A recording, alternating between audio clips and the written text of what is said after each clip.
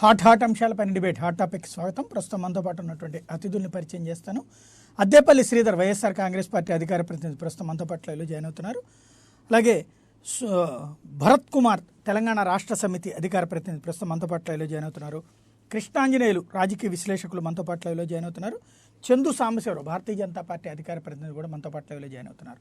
ప్రధానంగా ఈవేళ మహానాడు 2 రోజుల పాటు ముగిసింది. ఆంధ్ర, తెలంగాణ ప్రాంతాల్లో తెలుగుదేశం పార్టీని బలోపేతం చేయడానికి అవసరమైనటువంటి ప్రణాళికల్ని ప్రకటించింది. అదే సందర్భంలో 2 రాష్ట్రాల్లోనూ పరిపాలన అరాచకంగానే సాగుతోందన్నటువంటి వైనాన్ని ఎండగడుతూ సాగినటువంటిది. మెయిన్ అయితే కేంద్రంలో ఉన్నటువంటి భారతీయ జనతా పార్టీ ప్రభుత్వానికి అంశాల వారీ మద్దతు అయితే కొనసాగుతుంది. అది రాష్ట్ర ప్రయోజనాల కోసమే, అవసరమైనటువంటి చోట్ల పోరాడతామని ప్రకటించారు. ఇంకొక వైపున హోదా అన్నటువంటి అంశాన్ని మర్చిపోయినటువంటి జగన్మోహన్ రెడ్డి సర్కార్ అంటూ తీవ్రంగా ఎండగట్టారు.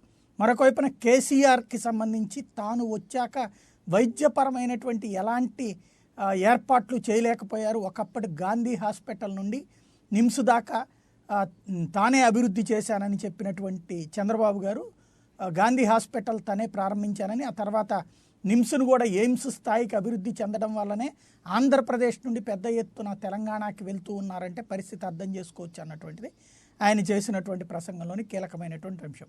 2 రాష్ట్రాలని అత్యధికంగా అభివృద్ధి చేశాం, అదే సందర్భంలో ఇప్పుడున్నటువంటి ప్రభుత్వాలు అరాచకంగా సాగిస్తున్నాయి అన్నటువంటిది మహానాడు తేల్చి చెప్తున్నటువంటి అంశం. మరి ఇది నిజమేనా? ఈ చర్చ ఏ కోణంలో నుంచి ముందుకు వెళ్తుంది? దీనికి సంబంధించినటువంటి అంశమే చర్చిద్దాం. ముందుగా భరత్ కుమార్ గారు ఏమంటారు? అసలు తెలంగాణలో వైద్య వసతుల్ని కల్పించింది చంద్రబాబు గారు, ఆ టైంలో ఎవరు పట్టించుకోలేదు, ఇప్పటికీ మీరెవరూ చేయలేకపోతున్నారు అన్నటువంటిది ఒప్పుకుంటున్నారా? ఒప్పుకోవడానికి నిజమైతే ఒప్పుకుంటారండి. చంద్రబాబు నాయుడు గారు జనరల్ గా ఏందనంటే ఎప్పుడు ఒక భ్రాంతిలో ఉంటారు. ఒక భ్రాంతి పూరితమైన వాతావరణంలో వారే వెళ్ళిపోయి ఏదేదో మాట్లాడుతూ ఉంటారు. ఇప్పుడు మీరు ఈ వైద్యానికి సంబంధించిన విషయమే తీసుకుందాం. ముందుగా ఒక ఉదాహరణగా ఇప్పుడు 11 కాలేజీలు ఉన్నాయండి. ఇప్పుడు తెలంగాణలో మెడికల్ కాలేజీలు 11 కాలేజీలు ఉన్నాయి. ఉస్మానియా మెడికల్ కాలేజీ వచ్చేసేసి 1946లో వచ్చింది. గాంధీ మెడికల్ కాలేజీ 1954లో వచ్చింది. తరువాత అదే సుమారుగా 57 ఆ ప్రాంతంలో 67 ప్రాంతంలో నిమ్స్ వచ్చింది. ఇది కాకుండా ఇవాళ చంద్రబాబు నాయుడు గారు తెలుగుదేశం పార్టీ తెలంగాణలో 18 సంవత్సరాల ప్రభుత్వంలో ఉన్నారు. ఈ 18 సంవత్సరాల కాలంలో ఒక్క మెడికల్ కాలేజీని తీసుకొచ్చిండ్రా? మీరు ఉన్నాయి, లెక్కలు ఉన్నాయి చూడండి. ఆ తర్వాత కాలంలో 2008లో రిమ్స్ అని ఆదిలాబాద్లో ఒక కాలేజీ కాంగ్రెస్ హయాంలో వచ్చింది. తర్వాత 2013లో నిజామాబాద్లో ఒక కాలేజ్ వచ్చింది. ఈ 2014 నుంచి ఇప్పటి వరకు మేము 6 కాలేజీలు, కొత్త మెడికల్ కాలేజీలు 6 కాలేజీలు పెట్టాం. మహబూబ్ నగర్లో ఒకటి, సూర్యాపేటలో ఒకటి, నల్లగొండలో ఒకటి, తర్వాత అదేవిధంగా సిద్దిపేటలో ఒకటి. ఈ రకంగా 6 కాలేజీలు మేము తీసుకొచ్చాము. తర్వాత ఇంకోటి ఏంటంటే ఎయిమ్స్ కాలేజ్ ఒకటి, all India institute of medical sciences college ఒకటి, ఆ తర్వాత ఈఎస్ఐ కాలేజ్ ఒకటి. ఈ రకంగా 6 కాలేజీలు ఈ 7 సంవత్సరాల కాలంలో 6 కొత్త కాలేజీలు తీసుకొచ్చాము. 18 మే, ఈ నెల 18న ఇంకొక 6 కొత్త కాలేజీలని రాష్ట్ర ప్రభుత్వం డిక్లేర్ చేసింది. మహబూబాబాద్ తర్వాత అనేక చోట్ల ఇంకొక 6 కాలేజీని డిక్లేర్ చేసింది. ఈ 18 సంవత్సరాలు తెలుగుదేశం పార్టీ గవర్నమెంట్ లో ఉండి ఒక్క మెడికల్ కాలేజీ, ప్రభుత్వ రంగంలో ఒక్క మెడికల్ కాలేజీ తీసుకురాని పెద్ద మనిషి ఇవాళ ఏ రకంగా మాట్లాడే హక్కు ఉన్నదండి? నేను అది చేశాను, నేను ఇది చేశానని చాలా అబద్ధాలు మాట్లాడడం చంద్రబాబు గారిని మించినోడు ఇంకెవడు లేడు. ఆయనకు కొన్ని పత్రికలు ఉన్నాయి, తర్వాత కొన్ని ఛానళ్ళు ఉన్నాయి. మీరు ఏం మాట్లాడినా వాటిని ప్రచారం చేయడం తప్ప నిజమెంత అబద్ధం ఎంత అనేది ఏమీ లేదు. ఏం చేశారండి చంద్రబాబు గారు హయాంలో చెప్పండి? మొత్తం ప్రభుత్వ రంగంలో ఉన్న మొత్తం హాస్పిటల్ వ్యవస్థను మొత్తం సర్వనాశనం పట్టించింది వీరు. మొట్టమొదటిసారిగా వీరి హయాంలో ఉస్మానియా ఆసుపత్రిని కానివ్వండి, గాంధీ ఆసుపత్రి నేను కట్టానని మాట్లాడతారేంటి? గాంధీ ఆసుపత్రి వచ్చింది ఎప్పుడు? చక్కటి బిల్డింగ్స్, తర్వాత హాయిగా ఉన్న దాన్ని, ఎందుకనంటే చంద్రబాబు నాయుడు గారికి మొత్తము ఆయనకి టూరిజము, తర్వాత రియల్ ఎస్టేట్ తప్ప ఇంకా వేరే ఏది లేదు. ఆ టూరిజం ఏమైనా ఎలగబెట్టాడు అంటే ఆయన కాలంలో ఒక టూరిజాన్ని ఎలగబెట్టింది ఏమీ లేదు. ఒక వ్యక్తి, ఒక మంచి సమర్థుడైన ఆఫీసర్ ఎవరైతే ఉన్నారో ఆంజనేయ రెడ్డి గారు, ఆయన చేతిలోకి ఆయనని పనిష్మెంట్ పోస్ట్ లాగా టూరిజం డిపార్ట్మెంట్ లో వేస్తే ఆయన ఆ టూరిజం డిపార్ట్మెంట్ ని చాలా చక్కగా బాగు చేస్తున్నారు ఉమ్మడి ఆంధ్రప్రదేశ్ లో. దాంట్లో చంద్రబాబు నాయుడు గారికి ఇసుమంతైనా కూడా క్రెడిట్ ఇవ్వడానికి వీల్లేని వ్యవహారం అది.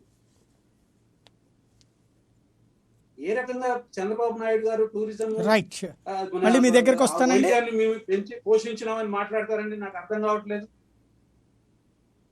ఒక్క ఉండాలి కదా. భరత్ గారు మళ్ళీ మీ దగ్గరికి వస్తాను. శ్రీధర్ గారు ఏమంటారు? రైట్ భరత్ గారు మళ్ళీ మీ దగ్గరికి వస్తాను నేను.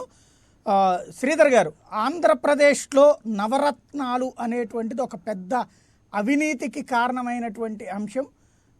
దాంట్లో కావాలంటే మీరు చర్చకు వస్తే నిరూపిస్తాం అన్నటువంటిది చంద్రబాబు గారు చేస్తున్నటువంటి ఒక సవాల్. అంటే జనరలీ ఏంటంటే దే లాస్ దేర్ క్రెడిబిలిటీ అండి. మామూలుగా అయితే నేను తెలుగుదేశాన్ని వ్యతిరేకిస్తున్నాను కాబట్టి వాళ్ళ 2 రోజుల మహానాడు కూడా నేను వాచ్ చేసి ఉండేవాడిని. But I lost that interest also. ఎందుకనంటే అక్కడ ఏమీ లేదు. అక్కడ ప్రాక్టికల్గా ఆ జూమ్లో మాట్లాడే మాటలన్నీ కూడా తిప్పిందే తిప్పి చెప్పిందే చెప్పి అండ్ సత్య అన్వేషణ చేసే మాటలు. ఇప్పుడు ఉస్మానియా గాంధీ మెడికల్ కాలేజీలు లేదా హైకోర్టు లేదా ఇవన్నీ కూడా ఎప్పుడు వచ్చినాయి, నిజాం కాలం నాటి నుంచి ఉన్న బిల్డింగ్లు ఇవన్నీ అని అందరికీ తెలిసిన విషయమే. నేను డెవలప్ చేశాను, ఎక్స్పాండ్ చేశాను, కొత్తగా ఇంప్రూవ్ చేశాను. ఇదివరకు చంద్రబాబు నాయుడు గారు ఏమనేవారు, హైదరాబాద్ నేనే కట్టాను అనేవారు. అప్పుడు చాలా వ్యతిరేకత వస్తే అల్టిమేట్లీ ఆయన ఎక్కడికి వచ్చారంటే నేను సైబరాబాద్ని డెవలప్ చేశాను అన్నారు. That is not a problem కదండి, ఎవరికి ఇబ్బంది ఏం లేదు కదా. సైబరాబాద్ అన్నది నేను డెవలప్ చేశానంటే ఎవరికి, నేను హైదరాబాద్ నేనే కట్టాను, నేనే డెవలప్ చేశాను, వాళ్ళకి అన్నీ నేనే చేశాను, వాళ్ళకి అన్నీ నేనే నేర్పించాను టైప్లో ప్రతి అంశం, ఏ అంశం తీసుకున్నా కూడా. బషీర్బాగ్ ఏదైతే మెయిన్ రోడ్ ఉన్నదో దానికి ఆపోజిట్ ఉన్న medical college, medical hospital assets అన్నీ కూడా ప్రైవేట్ వ్యక్తులకి దారాదత్తం చేశారు చంద్రబాబు నాయుడు గారు. అది అప్పటి నుంచి ఇప్పుడు దాకా కూడా లిటిగేషన్లోనే ఉన్నది. అటు హోటల్ మాల్స్ కన్స్ట్రక్షన్ అవ్వలేదు, అక్కడ హాస్పిటల్ ఫెసిలిటీస్ అన్నీ కూడా డెడ్ అయిపోయినాయి. అప్పుడు కదా కట్టారు కొత్త బిల్డింగ్. ఎందుకు, ప్రైవేట్ వ్యక్తులు దారాదత్తం చేయడానికి కాబట్టి ఈ కొత్త బిల్డింగ్ కట్టాల్సి వచ్చింది. లేకపోతే ఆ పాత చోటే నడిచేది, లేకపోతే అక్కడే కట్టేవారు. Hyderabad is concern. చంద్రబాబు నాయుడు గారి హయాంలో ఎన్ని మెడికల్ కాలేజీలు వచ్చినాయి అంటే ప్రైవేట్ వ్యక్తులకి దారాదత్తం చేశారు చంద్రబాబు నాయుడు గారు. పిక్ అండ్ చూజ్ మెథడ్లో ఎవరికైతే ఎమ్మెల్యే టికెట్ ఇవ్వలేదో, ఎవరికైతే ఎంపీ టికెట్ ఇవ్వలేదో వారికి అప్పుడు ఇవ్వడం జరిగింది చంద్రబాబు నాయుడు గారు. అదంతా ఓపెన్ సీక్రెట్, పేర్లతో సహా చెప్పమంటే చెప్తాను, ఏ కాలేజీ ఎవరెవరికి ఎందుకు ఇచ్చారు అన్నది కూడా నేను చెప్తాను. నవరత్నాలు అన్నది వెల్ఫేర్ స్కీమ్ అండి, అండ్ ఆధార్ ఎనేబుల్డ్. ఇప్పుడు ఉభయ తెలుగు రాష్ట్రాల్లో అయితే మొత్తం యావత్ ప్రదేశాల్లో కూడా మీరు చూస్తుంటే క్యూ లైన్స్ ఉంటున్నాయి. ఎందుకంటే ఆధార్ కార్డు మాడిఫికేషన్ కానీ కొత్త టెలిఫోన్ నెంబర్ కానీ అవన్నీ ఎనేబుల్ చేసుకోండి అంటే నిన్నంతా కూడా విజయవాడలో చూడడం జరిగింది. చాలా చోట్ల క్యూలు ఉన్నాయి, మీ ఛానల్స్ అన్నీ కూడా చూపించడం జరిగింది. సో అది కొంచెం టైం ఎక్స్టెండ్ చేస్తే బాగుంటుందని నా ఒపీనియన్. బట్ ఏవైనా కూడా వెల్ఫేర్ మెజర్స్ అని ఆధార్ ఎనేబుల్డ్ ఐడెంటిఫికేషన్ బేస్ చేసుకుని జరుగుతూ ఉంటే దాంట్లో ఏదో జరిగిందని ఎలా అంటారు? నీరు అదేంటిది చెట్టు పాతండి లేకపోతే నీరు పోయండి అలాంటి స్కీమ్లు అయితే తప్పు. ఎందుకంటే దానికి ఏమీ ఒక లెక్క పత్తా లేదు. కోట్లు గుమ్మరించేశారు. అమరావతిలో చెట్లకి 3,000 5,000 పెట్టి ఒక్కొక్క చెట్టు కొన్నారు, అక్కడ కోట్లు గుమ్మరించారు. ఇలాంటి అకౌంట్ ఫర్ లేని అంశాల మీద చంద్రబాబు నాయుడు గారు ఏమైనా చెప్పగలరా? ఆ రోజు బలంగా ప్రజలు నమ్మారు ఆయన, అందుకని ఈరోజు అపోజిషన్లో ఉన్నారు. నవరత్నాలు అన్నది ఏదైతే అణగారిన వర్గాలు, వెనక నెట్టబడిన వర్గాలు ఎవరికైతే చేయూతనివ్వాలో ఒక క్రమ పద్ధతిగా ఒక వెరిఫికేషన్ ప్రాసెస్లో జరుగుతున్న డిస్బర్స్మెంట్ అది, గవర్నమెంట్ అది. దాంట్లో తప్పు పడితే ఎలాగా? అండ్ ఇచ్చే వ్యక్తికి ఎంత ఇస్తున్నాం? 18,000, 10,000, లేకపోతే 2,200, 5,000, 7,500 వివిధ స్కీమ్స్లో. దాంట్లో ఎవరు లూటీ చేసేస్తారు, ఎవరు సంపాదించేస్తారు? So that is what. ఆయన క్రెడిబిలిటీ లూజ్ అవ్వడానికి ఏంటంటే ఏవైతే సత్యదూరం మాటలు లేదంటే జరగని మాటలు అవి ఏవో జరిగిపోతున్నట్టు చెప్పడం మాట్లాడు. ఏమైనా కొంచెం తప్పప్పులు ఉంటాయి అక్కడ అవి లేవనెత్తచ్చు. ఇప్పుడు ఆంధ్ర రాష్ట్రంలో 16 మెడికల్ కాలేజెస్కి జగన్మోహన్ రెడ్డి గారు ఇన్ ప్రిన్సిపల్ క్లియరెన్స్ ఇచ్చారు, క్యాబినెట్ డెసిషన్. 3 మెడికల్ కాలేజెస్కి ఆల్రెడీ డిపిఆర్ సబ్మిట్ చేసి సెంట్రల్ గవర్నమెంట్ పర్మిషన్ వచ్చింది. 3 ఆల్రెడీ కన్స్ట్రక్షన్ స్టార్ట్ అయిపోయింది. 8 మెడికల్ కాలేజెస్కి బడ్జెట్ శాంక్షన్ ఇచ్చింది, కన్స్ట్రక్షన్ ల్యాండ్ ఐడెంటిఫికేషన్ అయిపోయింది. 8+3 అంటే 11 ప్రదేశాల్లో government medical college Jaganmohan Reddy గారు సీఎం అయిన తర్వాత పెడుతున్నారు. దాని మీద ఏమైనా సమాధానం చెప్పగలరా? నాడు నేడు కార్యక్రమంలో government schools, government primary health centres, primary secondary tertiary health centres ఇవన్నీ కూడా డెవలప్ చేస్తున్నాం. మొన్న రీసెంట్గా హయ్యర్ మెడికల్ కేర్ కోసం అని చెప్పి స్కానర్స్, ఎంఆర్ఐ, ఈ మిగతా మెషిన్స్ అన్నీ కూడా అన్వీల్ చేయడం జరిగింది. సో ఇప్పుడు నిన్న సాయంకాలం డెసిషన్ తీసుకున్నారు. 5 ఎకరాలు ఎవరన్నా కూడా ఇవ్వచ్చు. వాళ్ళు ఒక 5 ఏళ్ళలో ఒక 100 కోట్లు 50 కోట్లు ఇన్వెస్ట్ చేస్తే మెడికల్ కాలేజ్ పర్మిషన్కి చేయూతనిస్తుంది ఆంధ్ర రాష్ట్ర ప్రభుత్వం. మెడికల్ కాలేజ్ కాదు, medical hospital, super speciality hospital కోసం చేయూతనిస్తుంది ఆంధ్ర రాష్ట్రం అని చెప్పి డెసిషన్ నిన్న తీసుకున్నారు. సో ఆ విధంగా పోటీ పడుతున్నాం తెలంగాణ రాష్ట్రంతో. మీరు ఒక్కటి చూడండి, ఓపెన్గా నేను చెప్తున్నాను, ఈవెన్ టీఆర్ఎస్ బ్రదర్ ఉన్నారు. 14 నుంచి 19 వరకు definitely TRS government and KCR he's got huge advantage compare to Chandrababu Naidu. అనేక కారణాల వలన ఓటు నోటు కేసు అని, పెర్ఫార్మెన్స్ అని, డిస్బర్స్మెంట్లో అని, గవర్నమెంట్ వెల్ఫేర్ స్కీమ్స్లో కానీ, అడ్మినిస్ట్రేషన్లో కానీ. ఇప్పుడు 19 నుంచి లేదా 20 నుంచి ఇప్పుడు చూడండి, చాలా అంశాల్లో ఆంధ్ర రాష్ట్రం ముందరుంది కంపారిటివ్లీ. సో ఏదేమైనా కూడా అలా పోటీగా ఆ రోజు వెనకబడిపోయాం కదా, ఏం లేదు కదా, ముందరికి వెళ్తున్నాం. కొన్ని అంశాల్లో we are far ahead than Telangana రాష్ట్రం. హైదరాబాద్తో కూడిన తెలంగాణ రాష్ట్రం కంటే ఫార్ అహెడ్. జిఎస్టీ కలెక్షన్లో కూడా లాస్ట్ 3 months మేము బీట్ చేసాం తెలంగాణ రాష్ట్రాన్ని. హైదరాబాద్తో కూడిన తెలంగాణ రాష్ట్రాన్ని ఏనాడు చంద్రబాబు నాయుడు గారి పరిపాలనలో జిఎస్టీని బీట్ చేయలేదు ఆంధ్ర రాష్ట్రం. But we have beaten Telangana రాష్ట్రం జిఎస్టీ కలెక్షన్కి. అది సెంటర్ స్టేట్కి డిస్బర్స్మెంట్ ఉంటుంది, సెంట్రల్ గవర్నమెంట్ ఇవ్వట్లేదు, అవి వేరే చర్చ. అదంతా ఏ అంశాలన్నా కూడా ప్రజలకి ఏం కావాలి అవి చేస్తున్నాం.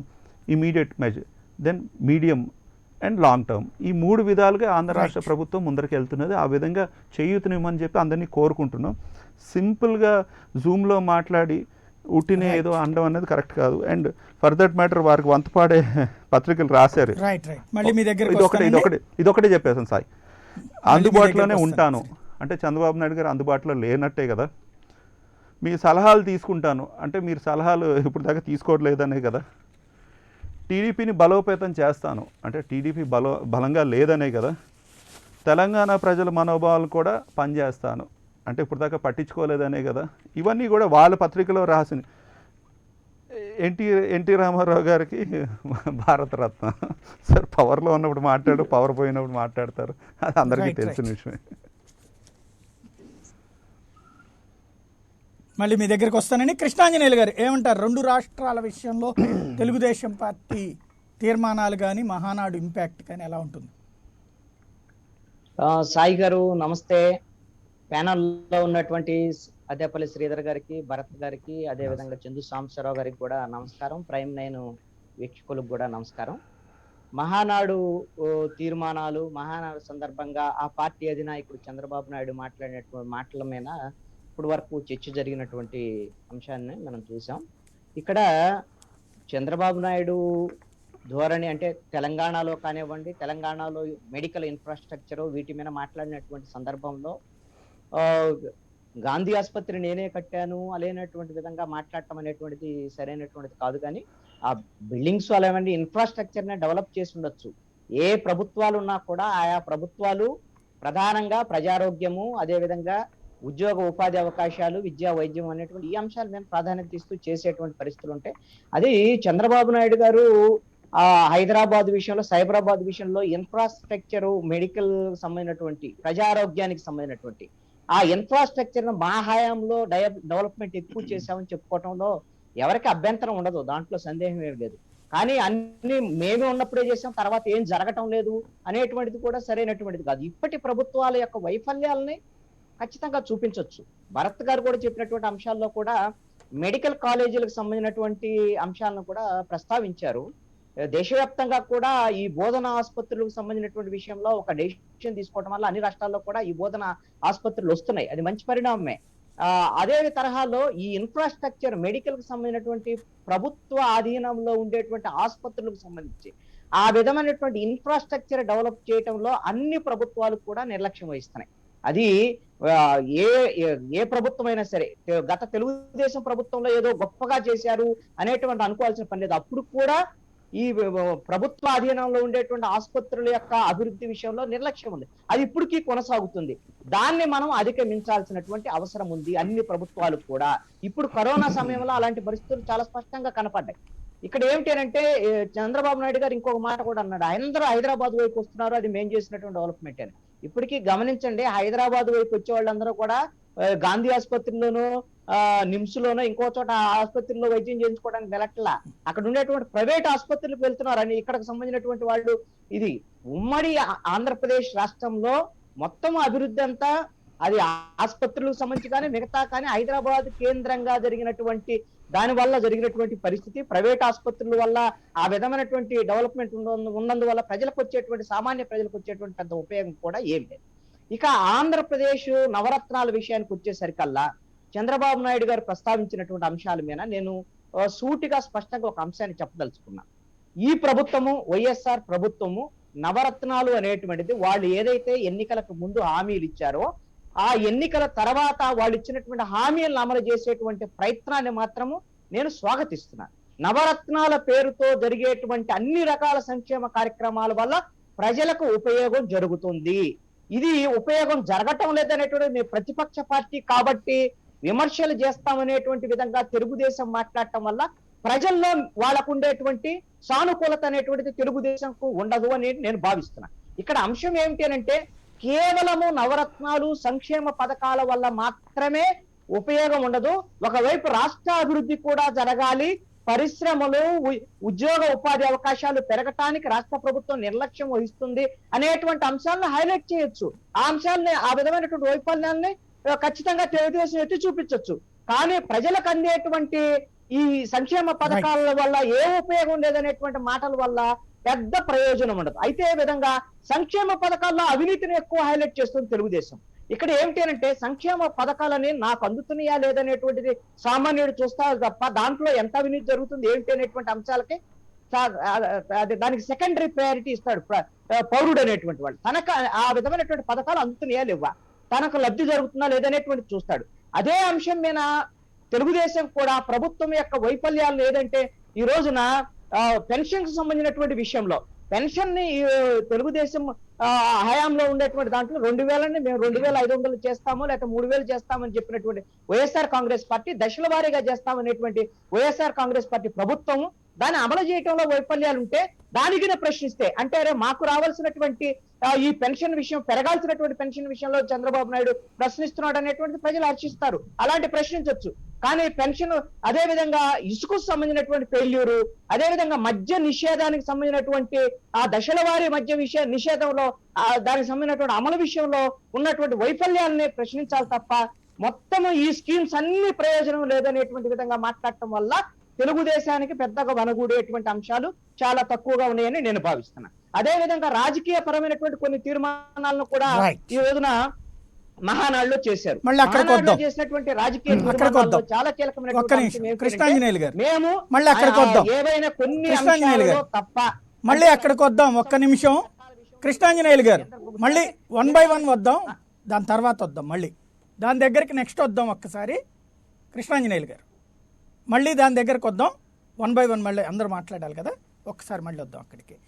ఇక్కడ చందు సాంబశివరావు గారు, ఇక్కడ ఒక కీలకమైనటువంటి అంశం ఏంటంటే భారతీయ జనతా పార్టీకి సంబంధించి ఒక్క వాయిస్ వినండి ముందు, మీరు కరెక్ట్గా చెప్పగలుగుతారు అనుకుంటా.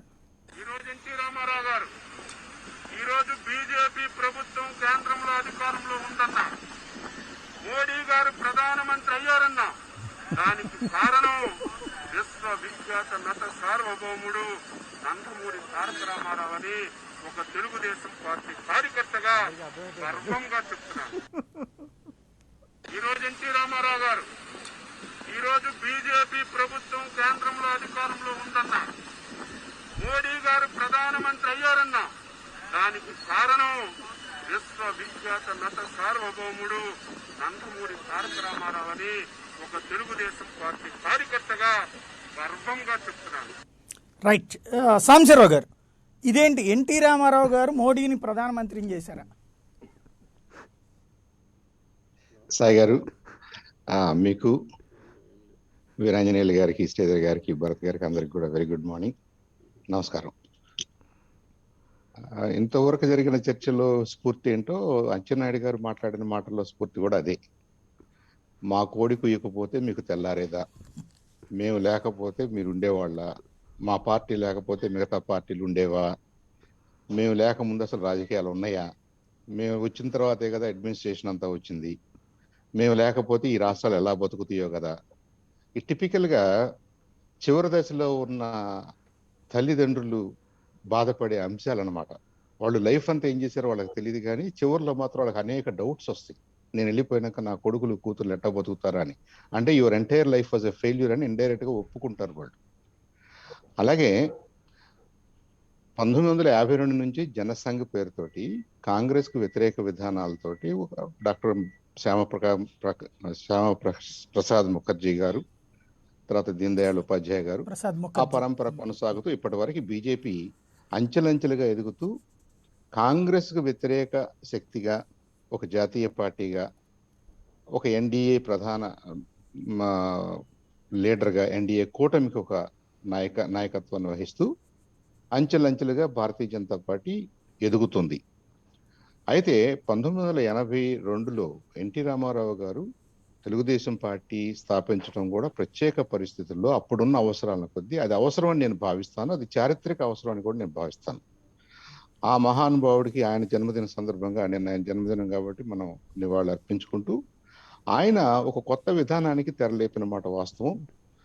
ఆ బడుగు బలహీన వర్గాల్ని హక్కును చేర్చుకొని వాళ్ళకి నాయకత్వాన్ని ఇస్తూ వాళ్ళ అవసరాల మీద ఫోకస్ చేస్తూ టువర్డ్స్ వెల్ఫేర్, అసలు ఈ ప్రభుత్వాలు కొద్దిగా వెల్ఫేర్ వైపుకు నడవాలి అనే భావంతో రాజకీయాలు నడిపినటువంటి మహానుభావుడు ఎన్టీ రామారావు గారు. దాంట్లో ఎలాంటి సందేహం లేదు. ఐ థింక్ ఈజీ తప్పులు అనేది అన్ని డెసిషన్స్ లోనూ ఉంటాయి, మార్జినల్ తప్పులు ఎప్పుడూ ఉంటాయి. ఓవరాల్ గా spirit of his administration was to protect the down trodden. అలాగే ఎంతో మందికి కొత్త నాయకులను తయారు చేశారు, అన్ని వర్గాల నుంచి నాయకులను తయారు చేశారు. ఆ నాయకులు కూడా 20-30 సంవత్సరాల పాటు ఇప్పటికీ మనం చూస్తున్న నాయకులు ఎన్టీ రామారావు గారి టైంలో they started as political students. ఇవాళ మనం వాళ్ళందరినీ స్టాల్వర్డ్స్ గా చెప్పుకుంటున్నాం. ఎన్టీ రామారావు గారు కాంగ్రెస్ వ్యతిరేక భావంతో అన్నది ఐఎమ్ 100% ఓకే విత్ దట్, నేను ఒప్పుకుంటాను. అంతకు ముందు నుంచి సాగుతున్న అనేక కాంగ్రెస్ వ్యతిరేక శక్తులు ఆల్రెడీ ఉన్న వాటితోటి వాళ్ళందరూ కలిసి ఒక ప్లాట్ఫామ్ మీద రావడానికి ఆయన ఫెసిలిటేట్ చేశాడు అంటానికి కూడా నేను ఒప్పుకుంటాను. ఎందుకంటే ఆ తర్వాతే విపి సింగ్ గారు కానీ ఇంకోళ్ళు కానీ అవకాశాలు వచ్చినాయి కేంద్రంలో కూడా. అయితే 1975లో ఎమర్జెన్సీ వచ్చిన తర్వాత 77లో జనతా పార్టీ అధికారంలోకి వచ్చినప్పుడు ఎన్టీ రామారావు గారు రాజకీయాల్లో లేరు. సో అంతకంటే పెద్ద మూమెంట్స్ ఏం జరగలేదు.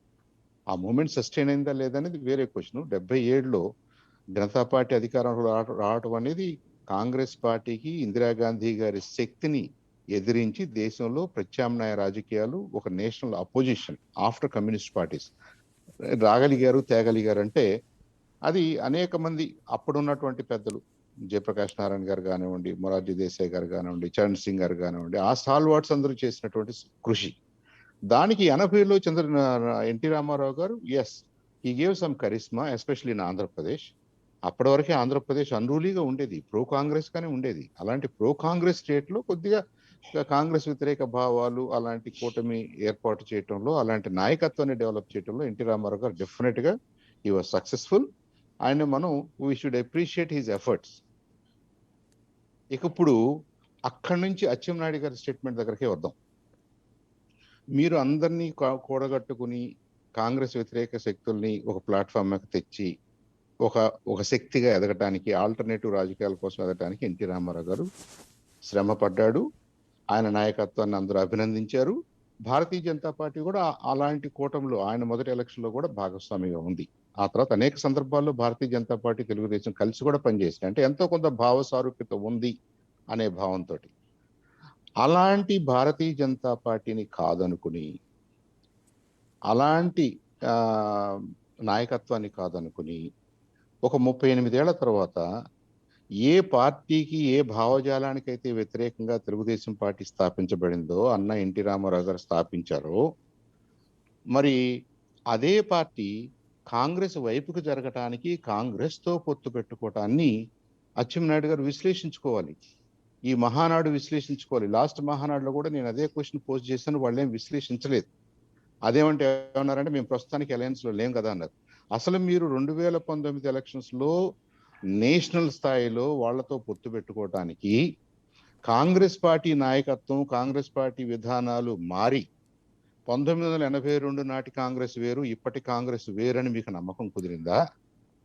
లేదు, తెలుగుదేశం పార్టీనే మారిపోయి ఎన్టీ రామారావు గారితో మాహేం సంబంధం లేదు, మేము కొత్త తెలుగుదేశం పార్టీ, మాది కొత్త ఆలోచన విధానం, మాకు బడుగు బలహీన వర్గాలతో సంబంధం లేదు, కార్పొరేట్ వరల్డ్ ఉంటే మాకు చాలు అనే భావంతో మీరేమైనా మారిపోయి కాంగ్రెస్ పార్టీకి దగ్గరికి వెళ్ళారా అన్న విషయం మీద తెలుగుదేశం పార్టీ కార్యకర్తలు అడిగే మాటలకి, తెలుగు ప్రజలు అడిగే మాటలకి సమాధానం చెప్పొద్దా? వీళ్ళు వాళ్ళ ప్రశ్నలకి సమాధానం చెప్పొద్దా? మహానాడు ఉద్దేశం అది. మహానాడులో ఆర్గనైజేషన్ పరంగా ఒక సంస్థాగతమైన విషయాల మీద చర్చించుకుని ఏదన్నా తప్పొప్పులు ఉంటే మాట్లాడుకోవటం, దాన్ని బలోపేతం చేసుకోవటం. As a political party it's always welcome. Mahanadu జరగకూడదని ఎవరు అంటలేదు. కానీ మహానాడు స్ఫూర్తి లేకుండా ఒక పార్టీ తన అంతర్గత విషయాలు చర్చించుకోవాల్సిన ప్లాట్ఫామ్ లో డే 1 నుంచి ఫస్ట్ నిమిషంలో నుంచి మిగతా పార్టీలు మేమే పోషించామని ఒక ఆయన, మిగతా పార్టీలన్నీ ఫెయిల్ అయినాయి అని ఒక ఆయన, ప్రభుత్వం ఫెయిల్ అయిందని ఒక ఆయన, ప్రభుత్వ పథకాలన్నీ కూడా కరప్షన్ అని ఇంకొక ఆయన. ప్రభుత్వ పథకాలన్నీ కరప్షన్ అంటే డైరెక్ట్ క్యాష్ ట్రాన్స్ఫర్ 2009లో పెద్ద ఎత్తున ప్రమోట్ చేసింది కూడా మేమేనండి. అప్పుడు నేను టీడీపీలో ఉన్నాను. ఎందుకు చేసాము? డైరెక్ట్ క్యాష్ ట్రాన్స్ఫర్ అనేది ప్రపంచ బ్యాంకు ద్వారా అనేక దేశాల్లో ఎక్స్పెరిమెంట్ చేస్తున్నారు. దానివల్ల లీకేజ్ తగ్గుతుంది. లీకేజ్ జీరో అని ఎవరు చెప్పలేదు. Leakage zero will never be in a public system. Chandrababu Naidu గారు దాంట్లో లీకేజ్ జీరోనా? ఇవాళ ఏమైనా మొత్తం 100% లీక్ అయిపోతుందా? అంటే రియలిస్టిక్ గా ఉండాలి మన ఆర్గ్యుమెంట్స్ కానీ, మన కరెక్టివ్ సజెషన్స్ కానీ రియలిస్టిక్ గా ఉంటే కరెక్ట్ చేసుకోవడానికి అవకాశం ఉంటుంది. మనం ఆధార్ బేస్డ్ అన్నాము, ఆధార్లోనే తప్పులున్న కేసులు ఉన్నాయి, దాన్ని ఇంకా సరి చేసుకోవాల్సిన అవసరం ఉంది మనకి.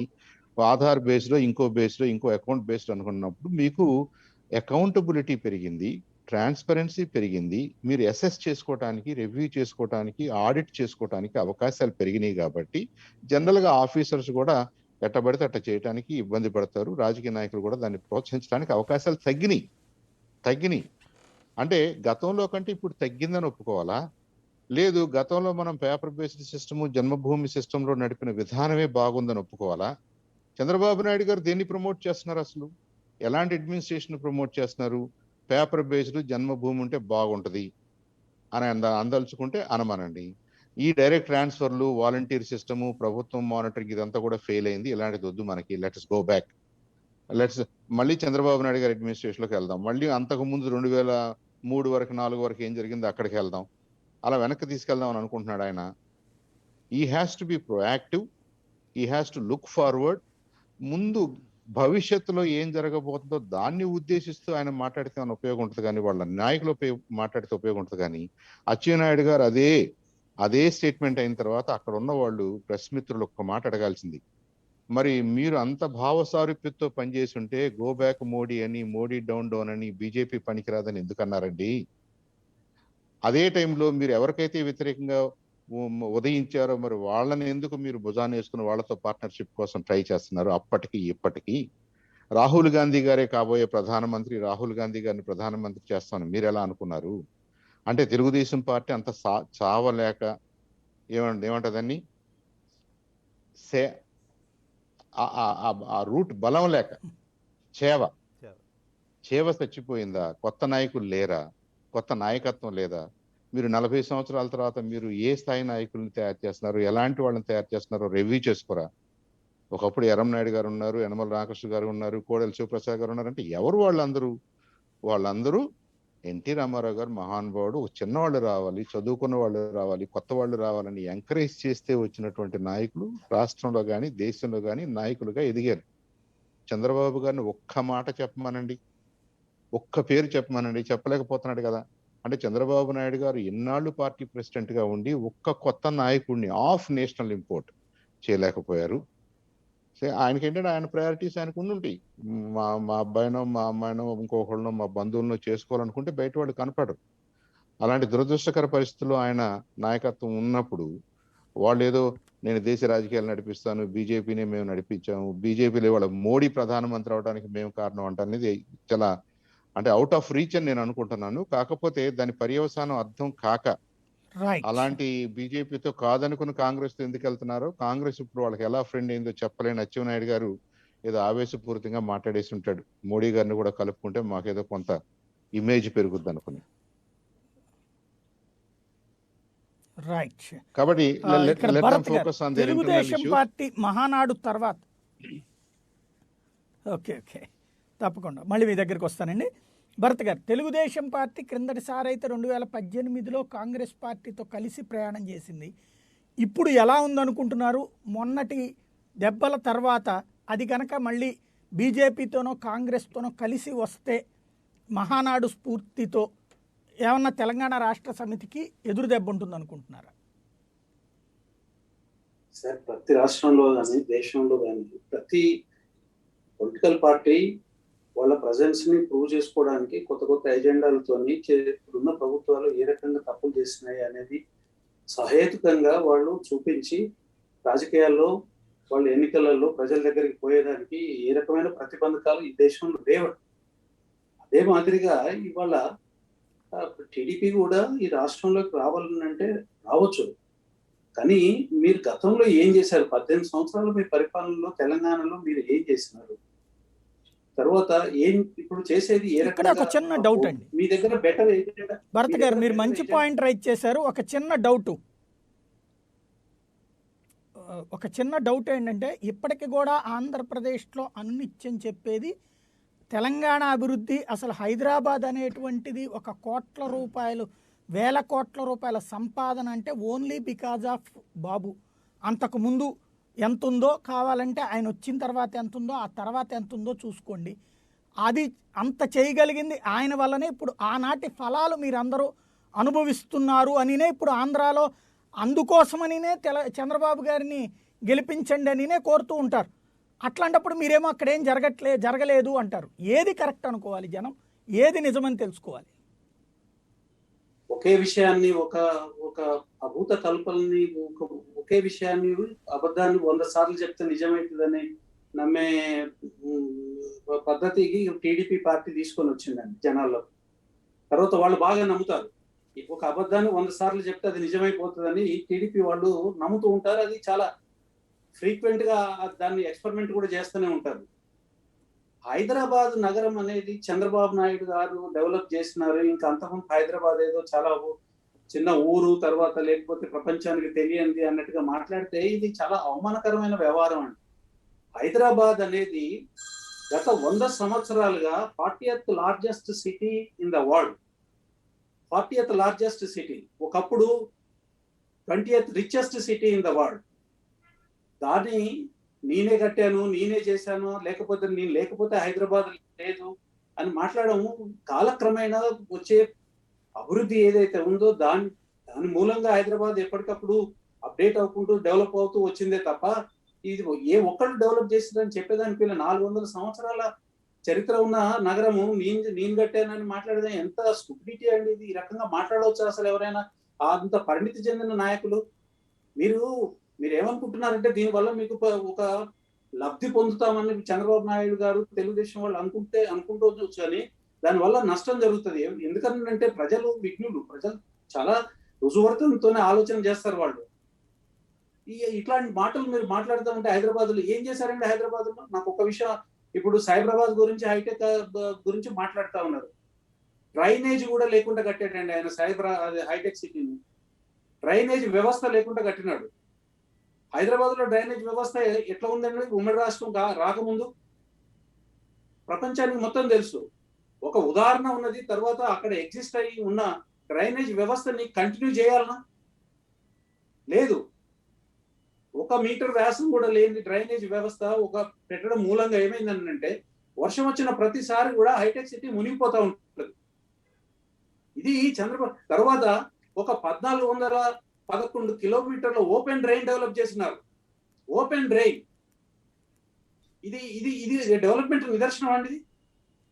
నాకు ఇంకొక విషయం కూడా చెప్తాను. ఇంత గొప్పవాడిని అంత గొప్పవాడిని చంద్రబాబు నాయుడు గారు క్లెయిమ్ చేసుకుంటారు కదా. 18 సంవత్సరాల కాలంలో ఏ ఒక్క రోజైనా పవర్ కట్ లేకుండా ఉండిందండి ఆయన కాలంలో? ఇండస్ట్రీ కానివ్వండి, కమర్షియల్ కానివ్వండి, డొమెస్టిక్ కానివ్వండి. మేము ప్రభుత్వంలోకి వచ్చిన తర్వాత 6 నెలల లోపల డొమెస్టిక్ మొత్తము పవర్ కట్ లేని, ఏ రకమైన పవర్ కట్ లేకుండా, ఇండస్ట్రీకి ఏ రకమైన పవర్ కట్ లేకుండా, రైతాంగానికి 9 నెలలు, 9 గంటలు నిరాఘాటంగా పవర్ ఇచ్చాం. ఎట్లా ఇవ్వగలిగినాము? నిజంగానే చంద్రబాబు నాయుడు గారు చాలా గొప్పవారు అయితే చెప్పాలి మరి, దానికి సమాధానం చెప్పాలి. 18 సంవత్సరాలు మీ పరిపాలన మీరు ఎందుకు చేయలేకపోయినారు?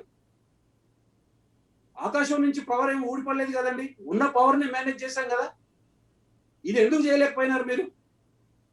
ఒక సూటి ప్రశ్న. ఎందుకంటే ఊరికి అబద్ధాలు ఆడితే ఏం ఉపయోగం ఉండదు. ఒక నిజాల పునాదుల మీద మాట్లాడుకుంటే ఏదైనా మంచి జరుగుతుంది. ఎవరికైనా, ఏ రాష్ట్ర ప్రజలకైనా, దేశంలో ఏ ప్రాంత ప్రజలకైనా ఒక నిజాల పునాది మీద మనం పోవాలి తప్ప ఊకే బ్లేమ్ గేమ్ చేసుకుంటే ఏమొస్తుందండి? ఏ రకమైన డెవలప్మెంట్ మనం తీసుకురాగలుగుతాం సమాజానికి? రైట్. ఇవాళ ఇప్పుడు ఈ అనేక రకాల ప్రోగ్రామ్స్ కృష్ణాంజనేయులు గారు ఏమంటారు? ఆంధ్రప్రదేశ్లోనేమో హైదరాబాద్ వస్తున్నాను భరత్ గారు మళ్ళీ వస్తాను మీ దగ్గరికి. కృష్ణాంజనేయులు గారు, ఆంధ్రప్రదేశ్లో హైదరాబాద్ రూపకర్తగా చంద్రబాబు గారికి పేరు. అక్కడ జరుగుతున్న దాని గురించి ఆయన మాట్లాడుతున్న చూస్తున్నారు, భరత్ గారు మాట్లాడుతున్నటువంటి ఎవరిది కరెక్ట్ అనుకోవాలి? ఇక్కడ సాయి గారు, మనము చంద్రబాబు నాయుడు హయాం అనేటువంటి అనే అంశంలో ఒక అంశం అయితే, ఇక్కడ హైదరాబాదు అనేటువంటి అంశము ఉమ్మడి ఆంధ్రప్రదేశ్ ఏర్పడిన నాటి నుంచి కూడా హైదరాబాదు కేంద్రంగానే అభివృద్ధి మొత్తం జరగటం అనేటువంటిది ఆంధ్రప్రదేశ్ కి ఇప్పుడు జరిగినటువంటి నష్టం అన్నమాట. మొత్తం హైదరాబాద్ సెంట్రిక్ గా జరిగినటువంటి డెవలప్మెంట్. ఇక్కడ భరత్ గారు మాట్లాడేటువంటి అంశాలు కూడా ఏమిటి ప్రత్యేకంగా చంద్రబాబు నాయుడు గారి టైంలో ఏం జరిగింది, మా టైంలో వాళ్ళు చెప్పినటువంటి అంశాన్ని చెప్పారు. నేను ఒకటి చెప్తాను. ఇప్పుడు సమాజ పరిణామ క్రమంలో అభివృద్ధి అనేటువంటిది జరుగుతూ వస్తుంది, కానీ ఒక్కొక్క ప్రభుత్వానికి ఒక్కొక్క ప్రయారిటీ ఉంటది. ఇక్కడ చంద్రబాబు నాయుడు గారు పరిపాలనలోకి వచ్చినటువంటి సమయంలో 96 తర్వాత జరిగినటువంటి పరిణామాలు, 91 తర్వాత మొత్తం నూతన ఆర్థిక విధానాలు అనేది ప్రపంచవ్యాప్తంగా కూడా, ప్రపంచం అంతా కూడా ఒక గ్లోబల్ విలేజ్ గా మారిపోయినటువంటి నేపథ్యంలో ఐటీ రంగం అనేటువంటిది చాలా కీలకంగా మారినటువంటి సందర్భం. దాంట్లో కొత్తగా ఏదైతే తెలుగుదేశం పార్టీలో ఎన్టీ రామారావు గారి దగ్గర నుంచి పవర్ తీసుకున్న తర్వాత చంద్రబాబు నాయుడు ఒక ఐటీకి సంబంధించినటువంటి ఒక మోనోపలి, నాకు ఐటీ మీద ఒక గ్రిప్ ఉంది, ఐటీకి సంబంధించినటువంటి అంశాలు దీని మీద ఉన్నాయి, ఇది ప్రజలకు ఉపయోగపడేటువంటి అంశం అనేటువంటి విధంగా సైబరాబాద్ కానివ్వండి, కొన్ని విషయాల్లో డెవలప్మెంట్ విషయంలో కానివ్వండి కొంత ప్రయత్నం చేశారు. దాని ద్వారాగా ఆయన ప్రయారిటీస్ ఆ రోజున ఐటీ, మిగతా రంగాలు. ఆ రోజున ఆయనకి వ్యవసాయ రంగం అనేటువంటిది నిర్లక్ష్యం చేసినటువంటి పరిస్థితి. అందుకనే 2004లో ఆయన అధికారాన్ని కోల్పోయినటువంటి పరిస్థితి. అదే భరత్ గారు ఏం చెప్తున్నారంటే, మేము 9 గంటలు రైతులకి విద్యుత్ ఇచ్చామనేటువంటి విధంగా మాట్లాడే మీ ప్రయారిటీ ఈ రోజున 9 గంటల్లో రైతులకి విద్యుత్ ఇవ్వటం అనేటువంటి ప్రయారిటీగా పెట్టుకొని మీరు ఇచ్చారు. ఆ రోజున ఆయన ఐటీ రంగాన్ని ఆయన ప్రయారిటీగా పెట్టుకొని ఉన్నారు. అదే క్రమంలో మీ ప్రభుత్వ హయాంలో కూడా ఇప్పుడుండేటువంటి పరిస్థితుల్లో ఎక్కడా కూడా యువతకి ఉద్యోగ ఉపాధి అవకాశాలు లేవు. అదే విధంగా కనీసం హైదరాబాద్ లాంటి సిటీలో సకాలంలో కనీసం గోతులు పెడితే ఆ రోడ్లు వేసుకోలేనటువంటి పరిస్థితి ఉంది. ప్రజారోగ్యానికి సంబంధించినటువంటి ఇన్ఫ్రాస్ట్రక్చర్ డెవలప్ చేయడంలో వైఫల్యం ఉంది. అలాంటి అనేకమైనటువంటి వైఫల్యాలు ఉన్నాయి. ఒక్కొక్క ప్రభుత్వానికి ఒక్కొక్క ప్రాధాన్యత ఉంటది, ఇంకా మిగతా అంశాల్లో వైఫల్యాలు ఉంటాయి. అలాగనే చంద్రబాబు నాయుడు యొక్క ఆ రోజున ప్రాధాన్యత హైదరాబాద్ కు సంబంధించినటువంటి విషయంలో హైదరాబాదే ప్రయారిటీగా, చంద్రబాబు నాయుడే కాదండి, గతంలో ఉండేటువంటి కాంగ్రెస్ పార్టీ హయాంలో కూడా ఉమ్మడి ఆంధ్రప్రదేశ్ లో మొత్తం కూడా 23 ఏదైతే 23 జిల్లాలు ఏదైతే ఉన్నాయో ఆ 22 జిల్లాలన్నింటినీ కూడా వదిలిపెట్టి 21 జిల్లాలు వదిలిపెట్టి రంగారెడ్డి హైదరాబాద్ కేంద్రంగానే మొత్తం డెవలప్మెంట్ జరిగినటువంటి పరిస్థితి ఉంది. ఆ డెవలప్మెంట్ అనేటువంటిది ఈ రోజున హైదరాబాద్ డెవలప్మెంట్ అనేటువంటిది మొత్తం ఉండేటువంటి తెలంగాణకి మిగతా 9 జిల్లాలు, పాత 9 జిల్లాలు కొంత ఉపయోగకరంగా ఉండేటువంటి పరిస్థితి ఉంది. ఆ విధంగా చెప్పుకోవటమే తప్ప ఏదో చంద్రబాబు నాయుడు ఉండటం వల్లే హైదరాబాద్ అయిందని, అభివృద్ధి జరిగింది అనేటువంటి విధంగా, హైదరాబాద్ ను నిర్మించామనేటువంటి విధంగా మాట్లాడేటువంటి ఆ విధమైనటువంటి ధోరణిలో కూడా మంచి కాదు. దానివల్ల ఏమవుతుందంటే కనీసంగా సైబరాబాద్ లో చేసినటువంటి అభివృద్ధి విషయంలో కూడా ఇది ఇలానే మాట్లాడతాడు లేనండి, ఏదో ఒకటి ఇష్టం వచ్చినట్టుగా వాళ్ళు అంతా మేమే చేసామనేటువంటి విధంగా మాట్లాడతారు. చంద్రబాబు నాయుడు మాటలు ఇలానే ఉంటాయి అనేటువంటి విధంగా కొంత చులకన భావం ఏర్పడేటువంటి ప్రమాదం ఉంటది. ఆ విషయంలో చంద్రబాబు నాయుడు గారు ఆలోచించాలి, వాళ్ళ పార్టీ కూడా ఆలోచించాలి. సైబరాబాద్కు సంబంధించి ఐటీ డెవలప్మెంట్ అక్కడ మొత్తం గ్లోబల్ విలేజ్ గా మొత్తం వరల్డ్ మారిన తర్వాత అనేకమైనటువంటి కంపెనీలు గూగుల్ దగ్గర నుంచి మైక్రోసాఫ్ట్ దగ్గర నుంచి మిగతా కంపెనీలన్నీ హైదరాబాద్ కు వచ్చినాయంటే ఆ రోజు ఉన్నటువంటి పరిస్థితి ప్రపంచవ్యాప్తంగా ఉన్నటువంటి కంపెనీలన్నీ అన్ని దేశాల్లో భారతదేశంలో ఉండేటువంటి ఈ అభివృద్ధి చెందేటువంటి దేశం వైపు రావడానికి వాళ్ళు ప్రయత్నం చేశారు. అంతేగాని అలాంటి దానికి అవకాశం ఇచ్చారు చంద్రబాబు నాయుడు గవర్నమెంట్. ఆయన ఐటీకి ప్రయారిటీ ఇస్తాడు కాబట్టి. అదే విధంగా ప్రపంచ బ్యాంక్ కూడా నిధులు ఇచ్చేటువంటి క్రమంలో ఇన్ఫ్రాస్ట్రక్చర్ డెవలప్మెంట్ కి ఎక్కువ ప్రాధాన్యత ఇచ్చింది ప్రపంచ బ్యాంక్ కూడా. రోడ్లు వేయటము, అదే విధంగా బిల్డింగులు సంబంధించిన కన్స్ట్రక్షన్, వీటికి సంబంధించినటువంటి వాటికి ప్రాధాన్యత ఇచ్చింది కాబట్టి హైదరాబాద్ నగరంలో అనేకమైనటువంటి రోడ్లు, ఔటర్ రింగ్ రోడ్డు, మిగతా అంశాలు, సైబరాబాద్ కు సంబంధించినటువంటి కొత్త సిటీ డెవలప్మెంట్ అవకాశాలు వచ్చాయి ఆ రోజున. అంతేగాని అవన్నీ చంద్రబాబు నాయుడు వల్ల వచ్చాయని అనుకోవటం కాదు. మొత్తం ప్రపంచవ్యాప్తంగా మారినటువంటి పరిస్థితులు కూడా దానికి దోహదపడ్డాయి అనేటువంటిది ఒక అంశము. అయితే హైదరాబాద్ సెంట్రిక్ గా జరిగినటువంటి డెవలప్మెంట్ మాత్రం ఖచ్చితంగా ఆంధ్రప్రదేశ్ కి ఇప్పుడు ఆ విధమైన ఎంత నష్టం జరిగిందని ఇప్పుడు అర్థమవుతుంది. ఇప్పటికీ కూడా 7 సంవత్సరాల తర్వాత కూడా మొత్తం హైదరాబాద్ కు ఎవరు రావడానికి వీల్లేదని ఈ రోజున తెలంగాణ ప్రభుత్వం అక్కడ బోర్డర్ దగ్గర ఆపుతుంటే, అయ్యా బాబు మా ప్రాణాలు కాపాడుకోవాలంటే అక్కడ ఉండేటువంటి సూపర్ స్పెషాలిటీ హాస్పిటల్కే వెళ్లాల్సినటువంటి పరిస్థితి ఈ రోజున ఉంది అని అంటే మొత్తము ప్రైవేట్ కు సంబంధించినటువంటి రంగంలో విద్యారంగం కానీ వైద్య రంగం కానీ హైదరాబాద్ సెంట్రిక్ గా జరిగింది. దానికి ప్రభుత్వాలు, అప్పటి ప్రభుత్వాలు, అన్ని ప్రభుత్వాలు ప్రోత్సహించాయి. అది ఈ రోజున ఆంధ్రప్రదేశ్ కి శాపంగా మారినటువంటి పరిస్థితి ఉంది. ఈ రోజున ఉమ్మడి రాజధానిగా ఉన్నటువంటి హైదరాబాద్ కు రావడానికి ఈ పాస్ ఉంటేనే వస్తామనేటువంటిది ఈ రోజున మాట్లాడుతుంది అంటే ఈ రోజున తెలంగాణ ప్రభుత్వము ఒక ఎంత ఇది ఈ డిబేట్ కు సంబంధం లేనటువంటి అంశమైనప్పటికీ కూడా అది ఆంధ్రప్రదేశ్ ప్రజల యొక్క హక్కులకు సంబంధించినటువంటి భంగం కలిగించేటువంటి అంశం అవునా కాదా? హైదరాబాద్ మీద ఇంకా ఆధారపడాల్సిన పరిస్థితి వచ్చింది 7 సంవత్సరాల తర్వాత, విభజన జరిగిన 7 సంవత్సరాల తర్వాత కూడా. ఇవన్నీ కూడా ఒక 50 సంవత్సరాల పాటు మొత్తం అభివృద్ధి అంతా కూడా హైదరాబాద్ కేంద్రంగానే మొత్తము 21 జిల్లాలకు సంబంధించినటువంటి నిధులు మొత్తాన్ని తీసుకెళ్లి ఈ రంగారెడ్డి హైదరాబాదు కేంద్రంగా జరిగినటువంటి అభివృద్ధి వల్ల ఈ రోజున ఆంధ్రప్రదేశ్ లో ఉండేటువంటి 13 జిల్లాల ప్రజలు కూడా తీవ్రమైనటువంటి ఇబ్బందులు ఎదుర్కొంటున్నారు. ఇది ఖచ్చితంగా ఆ రోజున హైదరాబాద్ ఒక డెవలప్మెంట్ అనేటువంటిది ఎప్పుడు కూడా ఒక కేంద్రంగా జరగటం అనేటువంటిది ఖచ్చితంగా తప్పు. అది హైదరాబాద్ చంద్రబాబు నాయుడు కానీ కాంగ్రెస్ ప్రభుత్వం అలాంటి తప్పులు చేశాయనేటువంటి దాంట్లో ఎటువంటి సందేహం లేదు. రైట్. మళ్ళీ మీ దగ్గరకు వస్తాను. శ్రీధర్ గారు ఏమంటారు? హైదరాబాదు లేకపోతే ఆంధ్రప్రదేశ్, ఈ రెండింటి విషయంలో బాబు గారి క్లెయిమ్కి సంబంధించి మీరేమంటారు? నాకు కొంచెం ఎక్కువ విషయాలు తెలుసు, నేను దగ్గర నుంచి చూశాను కాబట్టి 1 or 2 విషయాలు చెప్తాను, మిగతా చెప్పకూడదు కాబట్టి చెప్పలేను.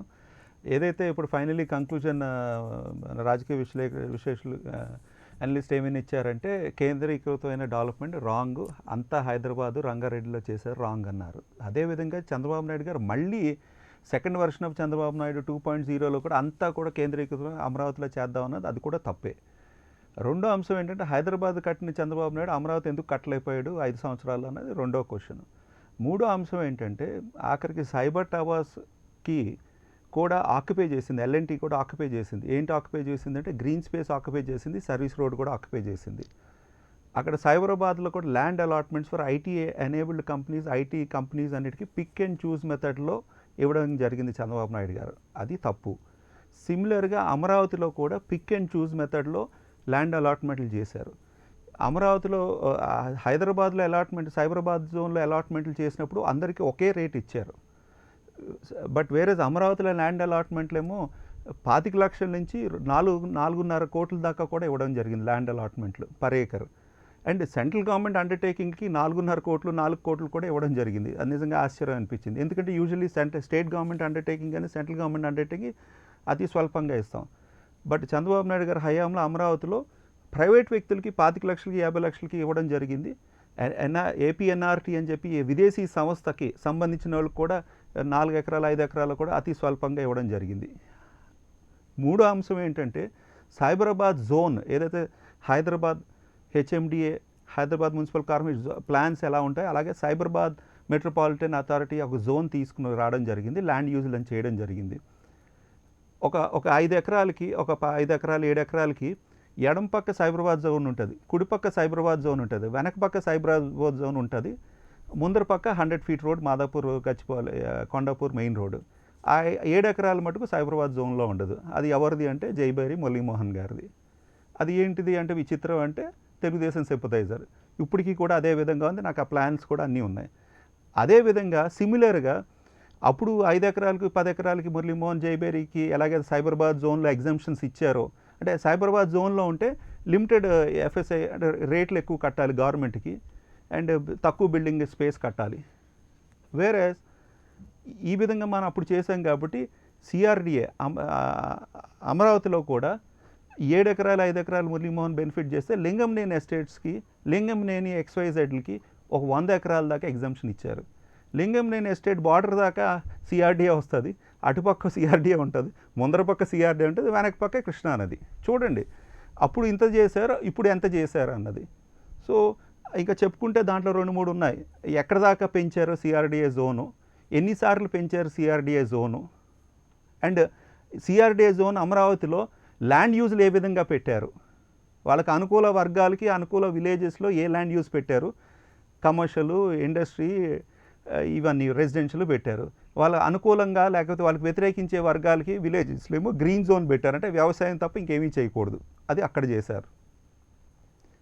పుల్లెల గోపీచంద్ గారు గెలిస్తే ఆయన గెలుపుకి 3 కోచ్లు ఉన్నారు.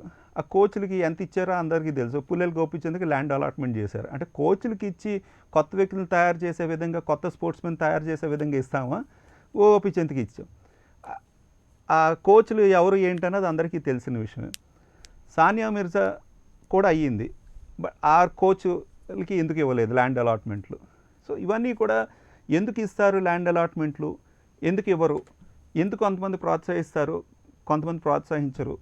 అప్పుడు సైబరాబాద్లోనూ, అప్పుడు తెలంగాణలోనూ ఉమ్మడి ఆంధ్రప్రదేశ్గా చీఫ్ మినిస్టర్గా చంద్రబాబు నాయుడు గారు సేమ్ బిగ్గర్ స్కేల్లో పిక్ అండ్ చూస్ మెథడ్లో ఆంధ్ర రాష్ట్రంలో అమరావతిలో చేశారు. ఇవన్నీ ప్రజలు నమ్మారు కాబట్టి, విత్ ఎవిడెన్స్ ఉన్నది కాబట్టి ఈరోజు ఆయన అపోజిషన్ పార్టీలో ఉన్నారు. అపోజిషన్ లీడర్గా ఉండేటప్పుడు ఏంటంటే ఇంకా హుందాగా మాట్లాడాలి, ఇంకా ఎక్కువ రెస్పాన్సిబిలిటీ ఉంటుంది, అంటే ప్రజల కోసం ఉండాలి. బట్ ఆయన ఎవరి కోసం ఉన్నారు అని అంటే ఉట్టి వారి అబ్బాయి కోసం ఉన్నట్టు అనిపిస్తున్నది. అక్కడ స్లిప్పేజెస్ ఏంటంటే లోకేష్ గారు ఇదివరకు మీద ఇంప్రూవ్ అయ్యారు, బట్ స్టిల్ ఇంకా ఎంతో ఇంప్రూవ్మెంట్ కావాలి. ఆయన బోల్డ్ అండ్ స్లిప్పేజెస్ ఉంటాయి. ఆయన మించిన స్లిప్పేజెస్ బాలకృష్ణ గారు, ఆయన మించిన స్లిప్పేజెస్ ఇప్పుడు అచ్చెన్నాయుడు గారు. అంటే ఒకరికొకరు పోటీ పడుతున్నారు. అంటే అగౌరవంగా, అసభ్యంగా, లేకపోతే అసలు సంబంధం లేని మాటలు. అసలు నరేంద్ర మోడీ గారికి ఎన్టీ రామారావు గారికి లింక్ ఏంటి అసలు ఎక్కడన్నా ఉందా? ఇంకా రివర్స్లో మాట్లాడాలంటే తెలుగుదేశాన్ని బతికించింది వాజ్పేయి గారు వేవ్, తెలుగుదేశాన్ని బతికించింది నరేంద్ర మోడీ గారు వేవ్. అండ్ వాజ్పేయి గారు ఉన్న టైంలో వాళ్ళు ప్రభుత్వం ఫామ్ అయ్యారు. ఆ తర్వాత తప్పిదం, అసలు నా జీవితంలో తప్పు అంటే ఏంటో బీజేపీతో వాళ్ళు ట్రావెల్ చేస్తే అన్ని మాటలన్నా కూడా మళ్ళీ సరి చేసుకుని for various reasons Narendra Modi గారు ప్రభుత్వంలో మళ్ళీ చేరడం జరిగింది. ఎంజాయ్ చేశారు. అందరికీ తెలిసిన విషయం నరేంద్ర మోడీ గారు వేవ్ ఆ పాయింట్ ఆఫ్ టైంలో ఉన్నది అన్నది. ఈ ఎంజాయ్డ్ ఎవ్రీథింగ్. రివర్స్లో అచ్చెన్నాయుడు గారు మా వాళ్ళనే వీళ్ళందరూ అయ్యారంటే నేను నిజంగా ఎబ్బెట్టుగా అనిపిస్తున్నది. డెఫినెట్లీ పబ్లిక్ లైఫ్లో ఉండేటప్పుడు నాకు ఒకటి లైటర్ వేలో నాకు ఏమనిపించిందంటే చంద్రబాబు నాయుడు గారు లాస్ట్ మినిట్లో కాంగ్రెస్తో జాయిన్ అవడం వల్ల నరేంద్ర మోడీ గారు హెల్ప్ చేశారని అంటే అచ్చెన్నాయుడు గారిది ఒప్పుకుంటాను నేను. ఎందుకంటే 10 రోజులు చంద్రబాబు నాయుడు గారు రాహుల్ గాంధీ ప్రైమ్ మినిస్టర్ అని తిరిగారు చాలా రాష్ట్రాల్లో. నెక్స్ట్ 10 డేస్ ఏంటంటే వ్యతిరేకత వచ్చింది. మీరు ఎవరు డిసైడ్ చేయడానికి ఇప్పుడు జాయిన్ అయ్యి రాహుల్ గాంధీ ప్రైమ్ మినిస్టర్ అని డిసైడ్ చేస్తారంటే నెక్స్ట్ 10 డేస్ ఏం తిరిగారో తెలుసా అండి? మా prime minister candidate Rahul Gandhi కాదు, గెలిచిన తర్వాత మేము డిసైడ్ చేసుకుంటాం మా మధ్యన అని చెప్పి డిసైడ్ చేయడం జరిగింది. ఒక్కటి మటుకు క్లారిటీ ఇచ్చారు చంద్రబాబు నాయుడు గారు, నేను ప్రధానమంత్రి క్యాండిడేట్ కాదని. సో ఆ విధంగా కాంగ్రెస్ని ఒక విధంగా పెంచి ఒక విధంగా తొక్కేసి ఈయన ఇండైరెక్ట్గా నరేంద్ర మోడీ గారికి సాయం చేశారంటే అచ్చెన్నాయుడు గారి statement holds good. Right. Sambasivarao గారు. సాయి గారు చెప్పండి. అంటే పర్టికులర్గా తెలంగాణ అభివృద్ధిలో లేదా హైదరాబాద్ అభివృద్ధి అన్నదే ఇక్కడ మళ్ళీ ఒకటి మనం చూపెడుతున్నాం. హైదరాబాద్ స్థాయిలోకి తీసుకురావడం అన్నటువంటిది ఆంధ్రప్రదేశ్లో ప్రధానమైనటువంటి చర్చ. అక్కడేమో టీఆర్ఎస్ ఏమంటుందో చూశారు, ఏమనాలి దీంట్లో? సార్, ఐ థింక్ ఏదన్నా సిటీ డెవలప్ అవడానికి ఏదో 5 సంవత్సరాలు 10 సంవత్సరాలు అయ్యే పనులు కాదు అది అందరికీ అర్థమవుతుంది.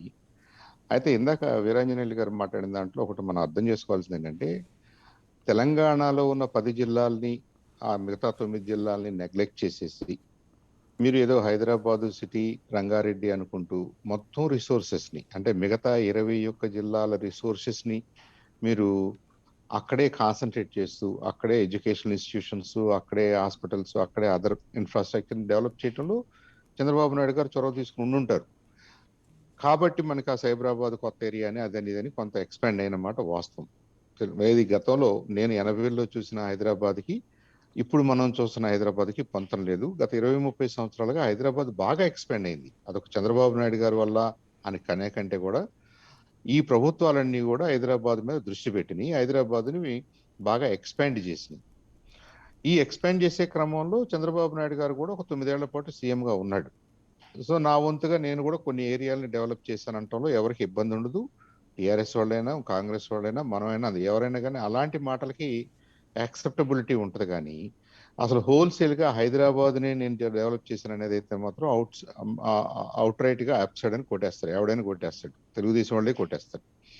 రెండోది, వీరాంజనేయులు గారి పాయింట్ ఏమంటున్నానంటే, మీరు 22 జిల్లాలని నెగ్లెక్ట్ చేస్తూ ఉన్న డబ్బులు, ఉన్న రిసోర్సెస్, ఉన్న ఇన్స్టిట్యూషన్స్ అన్నిటినీ ఒకే చోట పెట్టేస్తే జనం అందరినీ హైదరాబాద్ రండి, హైదరాబాద్లోని అన్ని వస్తువులు ఉన్నాయని చెప్పడం వల్ల ఏమైంది? ఒకటి, ఆ అర్బనైజేషన్, అన్ప్లాన్డ్ అర్బనైజేషను, ఇందాక భరత్ కుమార్ అంటున్నట్టుగా కనీసం కొన్ని ఏరియాల్లో, కొత్తగా వచ్చిన ఏరియాల్లో కూడా మీరు డ్రైన్ సిస్టమ్ ప్లాన్ చేయలేని దుస్థితిలో ఆ సిటీని చిన్నాభిన్నం చేసేసి ఎప్పుడో నైజాం ప్రభుత్వాలు ఏర్పాటు చేసిన డ్రైన్ వ్యవస్థ మీదే నడిచేలాగా మెజారిటీ ఆఫ్ హైదరాబాద్ ఇవాళకి ఉంది అంటే మన విజన్లో క్లారిటీ లేదు. మనం ఏం కోరుకుంటున్నామో, ఏం చేయాలనుకుంటున్నామో, సూపర్ఫిషియల్గా బిల్డింగ్స్ వస్తే, సూపర్ఫిషియల్గా మనకు ఆస్తులు పెరిగితే సరిగనుకుంటున్నామా? ఈ సిటీ 10 కాలాల పాటు క్షేమంగా అందరికీ నివాసయోగ్యంగా ఉండాలని కోరుకున్నారా? అలా అనుకున్నప్పుడు దాంట్లో కూడా క్లారిటీ ఉన్నట్టుగా మనకు అనిపించడం లేదు. ఒకవేళ చంద్రబాబు నాయుడు గారు సైబరాబాద్ ఏరియాని డెవలప్ చేశాడని అనుకుందాం అనుకున్నా, అక్కడ కూడా ఆయన ఏంటంటే ఊరిని రియల్ ఎస్టేట్ పార్ట్ని డీల్ చేశాడు, కానీ actual buildings, actual construction, actual drains అనేది ఇప్పుడు జరుగుతున్నాయి. అలాంటి యాటిట్యూడ్లోనే అమరావతిలో కూడా ఆయన రియల్ ఎస్టేట్ పార్ట్ వరకే చేద్దామని అనుకున్నాడు. తర్వాత ఏం జరగాలనే దాని మీద ఆయనకు క్లారిటీ ఉన్నట్టుగా లేదు. ఇక్కడ అమరావతిని ఆయన డెవలప్ చేయడం ఎంత నిజమో, అటు సైబరాబాద్ను, హైదరాబాద్ను ఆయన డెవలప్ చేయడం కూడా అంతే నిజం. ఈయన హైదరాబాద్లో కూర్చున్నప్పుడు నేను అమరావతి డెవలప్ చేశాను, ఇంటర్నేషనల్ సిటీ అని చెప్పుకుంటున్నాడు. ఇటు ఆంధ్ర వైపు వస్తేనేమో నేను హైదరాబాద్ని డెవలప్ చేశాను, ఇంటర్నేషనల్ సిటీ, అంతకుముందు హైదరాబాద్ ఎవరో తెలియదు, దాన్ని నేను వరల్డ్ మ్యాప్లో పెట్టానని చెప్పుకుంటున్నాడు. ఇప్పుడు అటాళ్ళు నమ్మే పరిస్థితి లేదు, ఇటాళ్ళు నమ్మే పరిస్థితి లేదు. కాబట్టి ప్రత్యక్ష రాజకీయాలకు దూరంగా జరుగుతున్నట్టుగా ఉంది. అదంతా మనం గమనిస్తున్నాం. నంబర్ 2, హైదరాబాదు సింగిల్ సిటీగా, మేజర్ సిటీగా దాన్ని ఏ పేర్లు పెట్టినా కానీ దానివల్ల ఈ రాష్ట్రంలో మరి విభజన దాకా దారితీసింది అంటంలో అతిశయోక్తి లేదు. అటు తెలంగాణ ప్రజలకి ఏంటంటే మా జిల్లాలు నాశనం అయిపోతున్నాయి, అంతా హైదరాబాద్లో ఉందని వాళ్ళకు ఒక అసంతృప్తి. మా జిల్లాలు కూడా డెవలప్ అవ్వాలంటే మా రాష్ట్రం మాకు వస్తే బాగుంటుందని కేసీఆర్ గారిని ఒప్పించగలగటం, వాళ్ళకి అర్థమయ్యేలాగా చెప్పగలగటం, వాళ్ళని ప్రేరేపిస్తే అసలు ఇదంతా ఎందుకు? మనకి మన జిల్లాల్లో ఏమీ లేకుండా ఈ డబ్బులు కూడా అటు తీసుకెళ్లి మనం అందరం అక్కడికి వెళ్ళి పనులు చేసే పరిస్థితిలో మరి చంద్రబాబు నాయుడు గారు ఇక్కడేం చేశాడు, ఇంకో నాయకుడు ఇక్కడేం చేశాడు, రాజశేఖర రెడ్డి గారు ఇక్కడేం చేశాడు అనే క్వశ్చన్స్ ఆంధ్ర వైపున కూడా వచ్చినాయి. ఈ ఘర్షణ ఎలా తయారైందంటే, రెండు పక్కల మాకేం జరిగింది అనే ఒక వాదనలో డెఫినెట్ గా తెలంగాణ ప్రజల వాదనే దేశం అంతా ఒప్పుకుంది, తెలంగాణ ప్రజలకి ఒక అవకాశం ఇచ్చింది, కొత్త రాష్ట్రం ఏర్పాటు జరిగింది. మరి ఇప్పుడు మళ్ళీ ఈయన ఇక్కడికి వచ్చి నేను అమరావతిని ఒక సూపర్ సిటీని, ఒక గ్రాండ్ సిటీని, ఒక మెగా సిటీని చేస్తాను, మిగతా 11 జిల్లాలని వదిలేస్తాను, 10 జిల్లాలను వదిలేస్తానంటే maybe 50 years from now, 100 years from now, 200 years from now మనం ఏం క్రియేట్ చేస్తున్నాం? మళ్ళీ ఇక్కడ అలాంటి ప్రాబ్లంకే పునాది వేస్తున్నాం. ఇప్పుడు డిస్ట్రిబ్యూటెడ్ డెవలప్మెంట్ అనేది మంచిది అనే వాదనని తెలుగుదేశం పార్టీ ఇంతవరకు అమలు చేస్తున్నట్టుగా కానీ, ఆమోదిస్తున్నట్టుగా కానీ మనకు కనపట్లేదు. దాన్ని ఎందుకు అమలు చేయట్లేదు? మనం హైదరాబాద్ విషయంలో దెబ్బతగిలింది కాబట్టి మనం అంటే ఇప్పుడు ఇక్కడ తెలంగాణ వాళ్ళు ఏదో పాముకున్నారు, ఆంధ్ర వాళ్ళకి ఏదో నష్టం జరిగిందనే భావన కదా నేను అంటుంది. అసలు 23 జిల్లాలు కలిసి ఉండాలి, 23 జిల్లాలు డెవలప్ కావాల్సిన పరిస్థితిలో నుంచి ఒక రంగారెడ్డి, హైదరాబాద్ మాత్రమే ఎందుకు పరిమితమైంది? మిగతా వాళ్ళందరూ ఎందుకు ఇంత అసంతృప్తిలో ఉన్నారు? మిగతా అంతా మనకి ఇన్ఫ్రాస్ట్రక్చర్ ఎందుకు లేదు? ఇవాళ హాస్పిటల్స్ లేవని మాట్లాడుతున్నాం, కాలేజెస్ లేవని మాట్లాడుతున్నాం, ఇంకోటి లేదని మాట్లాడుతున్నాం. ఇదంతా ఎవరి పుణ్యం? ఆ చంద్రబాబు నాయుడు గారు, ఆ రాజశేఖర రెడ్డి గారు, అంతకుముందు వాళ్ళ పుణ్యమే కదా. మరి ఇలాంటి దాంట్లో నేను ఎక్కువగా చేసేసానంటే ఎక్కువగా డ్యామేజ్ చేసింది చంద్రబాబు నాయుడు గారు అనమాట. ఈ పరిస్థితికి ఎక్కువగా దారి తీసింది చంద్రబాబు నాయుడు గారు కాబట్టి ఆయన కొంత బాధ్యత వహించాలి. ఫ్యూచర్లో అలా కాకుండా అన్ని జిల్లాలు డెవలప్ కావాలి, అన్ని ప్రాంతాలు డెవలప్ కావాలనే వాదన ఆయన తీసుకుంటే దాన్ని హర్షిస్తారు. అలా కాకుండా సెలెక్టివ్గా డైరెక్ట్ ట్రాన్స్ఫర్ నాది ఐడియా అన్నాడు. డైరెక్ట్ క్యాష్ ట్రాన్స్ఫర్ చేస్తుంటేనేమో ఒప్పుకోవట్లేదు. ఆయన ఏమన్నాడు, నేను అభివృద్ధి అన్నాడు. సంక్షేమాన్ని పక్కన పడేసాడని ప్రజలు అనుకున్నారు. తర్వాత సంక్షేమానికి నేను పెద్దపీట వేస్తాను, నవరత్నాలకే పెద్దపీట వేస్తానని ఈయన క్లెయిమ్ చేశాడు, మేనిఫెస్టోలో పెట్టుకున్నాడు, ప్రజలను ఒప్పించాడు, గెలిచాడు. ఆ నవరత్నాలు చేయకపోతే మనం తప్పు పట్టాలి. ఇవాళ ప్రజలు ఆయనకి ఓట్లు వేసింది నవరత్నాలను చూసనే అనుకోవాలి మనం. ఆ నవరత్నాలను సాటిస్ఫై చేయాల్సిన బాధ్యత ఈ ప్రభుత్వానికి ఉంటుంది. ఇప్పుడు మనం దేన్ని క్వశ్చన్ చేస్తున్నామో అర్థం కాకుండా తెలుగుదేశం పార్టీ వాళ్ళు తయారైతే రోజుకు ఒక రకంగా మాట్లాడితే వాళ్ళని ట్రాక్ చేయడమే మనకు పెద్ద పని అయిపోయింది. ఐ థింక్ వాళ్ళ ఆలోచన విధానాన్ని ట్రాక్ చేసి, వాళ్ళ ఆలోచన విధానాన్ని అనలైజ్ చేసి, దాన్ని పరిగణలోకి తీసుకోవటం, అపోజ్ చేయటం చేయాల్సినంత ఉన్నతమైన ఆలోచనలు చేసే పరిస్థితిలో తెలుగుదేశం పార్టీ నాయకత్వం ఇవాళ లేదు. ఇవాళ తెలుగుదేశం పార్టీ మహానాడులో అంత ఉన్నతమైన భావాలతోటి ఏ తీర్మానము చేయబట్టలేదు. అది ఏ కాడికి అవకాశవాద తీర్మానాలుగా ఉన్నాయే కానీ, ఇందాక శ్రీధర్ గారు ఎవరు అంటున్నారు, మనం అధికారంలో ఉన్నప్పుడు ఏ ప్రయత్నము చేయము. అసలు అధికారంలో ఉన్నప్పుడు ఎన్టీ రామారావు గారి చిత్రపటాలను కానీ, స్టాచ్యూస్ కానీ, బొమ్మలు కానీ ఒప్పుకోము. ఎన్టీ రామారావు గారి అభిమానులను ఒప్పుకోము. ఎన్టీ రామారావు గారి అభిమానం అన్నవాడికి పదవులు ఇవ్వం. మళ్ళీ ఎప్పుడైతే గవర్నమెంట్ లేదో మనం వెంటనే భోజనం వేసేసుకుని అన్నగారి వల్ల ఇదంతా జరిగింది, అన్నగారి వల్లే దేశ రాజకీయాలు మారిపోయిన, అన్నగారి వల్లే బీజేపీ కూడా అధికారంలోకి వచ్చిందని మాట్లాడుకోవటం, అది అవకాశవాదం ఆర్గ్యుమెంట్ అవుతుంది, హిపోక్రటికల్ ఆర్గ్యుమెంట్ అవుతుంది. కాబట్టి అసలు అన్నగారిని మీరు పార్టీలో నుంచి సస్పెండ్ చేశారు. ఆ సస్పెన్షన్ రివోక్ చేశారా ఇంతవరకు? మీ పార్టీలో లేని మనుషుల గురించి మీరు ఎంత ఘనంగా మాట్లాడుకోవటం కూడా ఒక అందుకు ఆశ్చర్యంగానే ఉంటది కదా. ఒక రకంగా ఎన్టీ రామారావు గారు తెలుగుదేశం పార్టీలో ఏ తెలుగుదేశం పార్టీలో ఉన్నాడు, ఆయన ఏ తెలుగుదేశం పార్టీ నుంచి నిష్క్రమించాడు, ఏ తెలుగుదేశం పార్టీ నుంచి సస్పెండ్ చేయబడ్డాడు, ఆయన ఏ పార్టీ పెట్టుకున్నాడు, ఏం జరిగింది? ఒక హిస్టారికల్ గా మీరన్నా బ్రీఫ్ చేయండి సాయి గారు, లేదంటే వీరాంజనేయులు గారు. లేని మనిషిని మా మనిషి అని చెప్పుకోవడం. ఇప్పుడు వైఎస్ఆర్ పార్టీ గనక అసలు రాజశేఖర రెడ్డి గారికి ఏమన్నా సంబంధం ఉందా ఈ పార్టీ తోటి? ఆయన పాపం కాంగ్రెస్ నాయకుడు, కాంగ్రెస్ లో సీఎం అయ్యాడు, కాంగ్రెస్ లో పేరు తెచ్చుకున్నాడు, ఆరోగ్యశ్రీ ఎక్స్ వై ఆయన తిప్పలేదు, ఆయన పడ్డాడు, ఆయనకు ఒక గుర్తింపు ఉంది. అక్కడి నుంచి వీళ్ళు లాగేసుకుని వైఎస్ఆర్ పార్టీ లేదంటే వైఎస్ఆర్ మా నాయకుడు మా మహానేత అని చెప్పేసి హైజాక్ చేస్తారు వైఎస్ఆర్ పార్టీ వాళ్ళు. ఈ వైఎస్ఆర్ పార్టీ అనే దానికి రాజశేఖర రెడ్డి గారికి అసలు ఏమైనా సంబంధం ఉందా? దీని పుట్టుకు కూడా ఆయనకు తెలియదు కదా పాపం. అలాగే ఎన్టీ రామారావు గారు స్థాపించిన పార్టీలో నుంచి ఎన్టీ రామారావు గారిని సస్పెండ్ చేసి మళ్ళీ ఆయన చనిపోయిన తర్వాత ఎన్టీ రామారావు గారి కోసం మేము ఇదంతా చేస్తున్నాం, ఎన్టీ రామారావు గారి కోసం ఈ రాష్ట్ర దేశ రాజకీయాలన్నీ మారిపోయినట్టే. అయ్యా ఆయన్ని ఏం బ్లేమ్ చేయట్లేదు నేను. NT Ramarao Rao I think he still we revere, majority of Indian people revere him. ఆయన ఒక ప్రయత్నం చేశాడు, ఆ ప్రయత్నాన్ని మనం అందరూ అభినందిస్తాం. ఆయనకు నిక్కచ్చిగా స్వార్థరహితంగా ఆ రోజునున్న రాజకీయాల్లో కొత్త రాజకీయాలు, కొత్త అవకాశాలు కల్పించాడు. కాబట్టి ఎన్టీ రామారావు గారు వేరు, చంద్రబాబు నాయుడు గారు వేరు. ఎన్టీ రామారావు గారి టైంలో తెలుగుదేశం పార్టీ వేరు, ఇప్పుడున్న తెలుగుదేశం పార్టీ వేరు. కాబట్టి వీళ్ళ విశ్లేషణ ఇంకో మాట కూడా చెప్తాను, ఎన్టీ రామారావు గారి మాటల్లోనే చెప్తాను. ఆయన ఏమనేవాడు మనకు అందరికి గుర్తుంది, కాంగ్రెస్ పార్టీలో ఉన్న నాయకత్వం కుక్కమూతి పిందెలుగా తయారైంది అని అనేవాడు. అది చాలా చాలా చాలా మంచి మాట నేను అనుకుంటాను. ఎందుకంటే ఇన్ బ్రీడింగ్ అంటారు బయాలజికల్ టర్మ్స్ లో. మీరు నాయకుడు వాళ్ళ కొడుకులే కనుక పార్టీల్లో వస్తే చివరికి ఎలా తయారవుతుందంటే కొత్త ఐడియాస్ ఏమి ఉండవు, కొత్త భావజాలం ఏమి ఉండదు.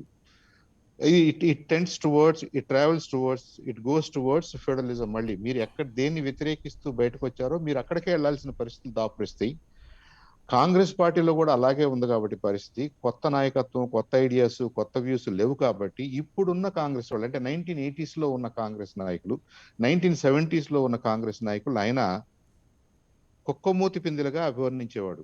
అంటే వాళ్ళు మనుషులు వికారంగా ఉన్నారని కాదు, మనుషులు బాగానే 6 అడుగులు అందగాళ్ళు అందరూ ఉన్నారు. కానీ వాళ్ళ ఆలోచన విధానం ఎక్స్పాండ్ కావట్లేదు, కరెంటు ప్రజాభిప్రాయానికి దూరంగా ఉంది, ప్రజల మనోభావాలు నెగ్లెక్ట్ చేస్తున్నారు అనే భావంతో మాట్లాడేవాడు. ఐ థింక్ ఇవాళ తెలుగుదేశం పార్టీ చేస్తున్న ఆలోచనలు Right. కూడా అలాంటి కుక్కమూతి పిండి ఆలోచన లాగానే ఉన్నాయి, కానీ విశాల దృక్పథంతో కనీసం మంచి పనులు వాళ్ళు చేసిన ఆలోచనలు కూడా వాళ్ళు డిఫెండ్ చేయట్లేదు. అది చాలా దురదృష్టకరం. వాటిలో ప్రధానమైంది 2009 ఎలక్షన్స్ లో మనం ప్రధానంగా క్లెయిమ్ చేసింది డైరెక్ట్ క్యాష్ ట్రాన్స్ఫర్ ఉంటే, డైరెక్ట్ గా మనం ఈ సంక్షేమ పథకాల్లో క్యాష్ ట్రాన్స్ఫర్ చేస్తే లీకేజెస్ తగ్గుతాయి, బెనిఫిట్ ఇంకొద్దిగా ఇవ్వగలుగుతాము అన్న వాదన ఇవాళ వాళ్ళు అపోజ్ చేస్తున్నారు.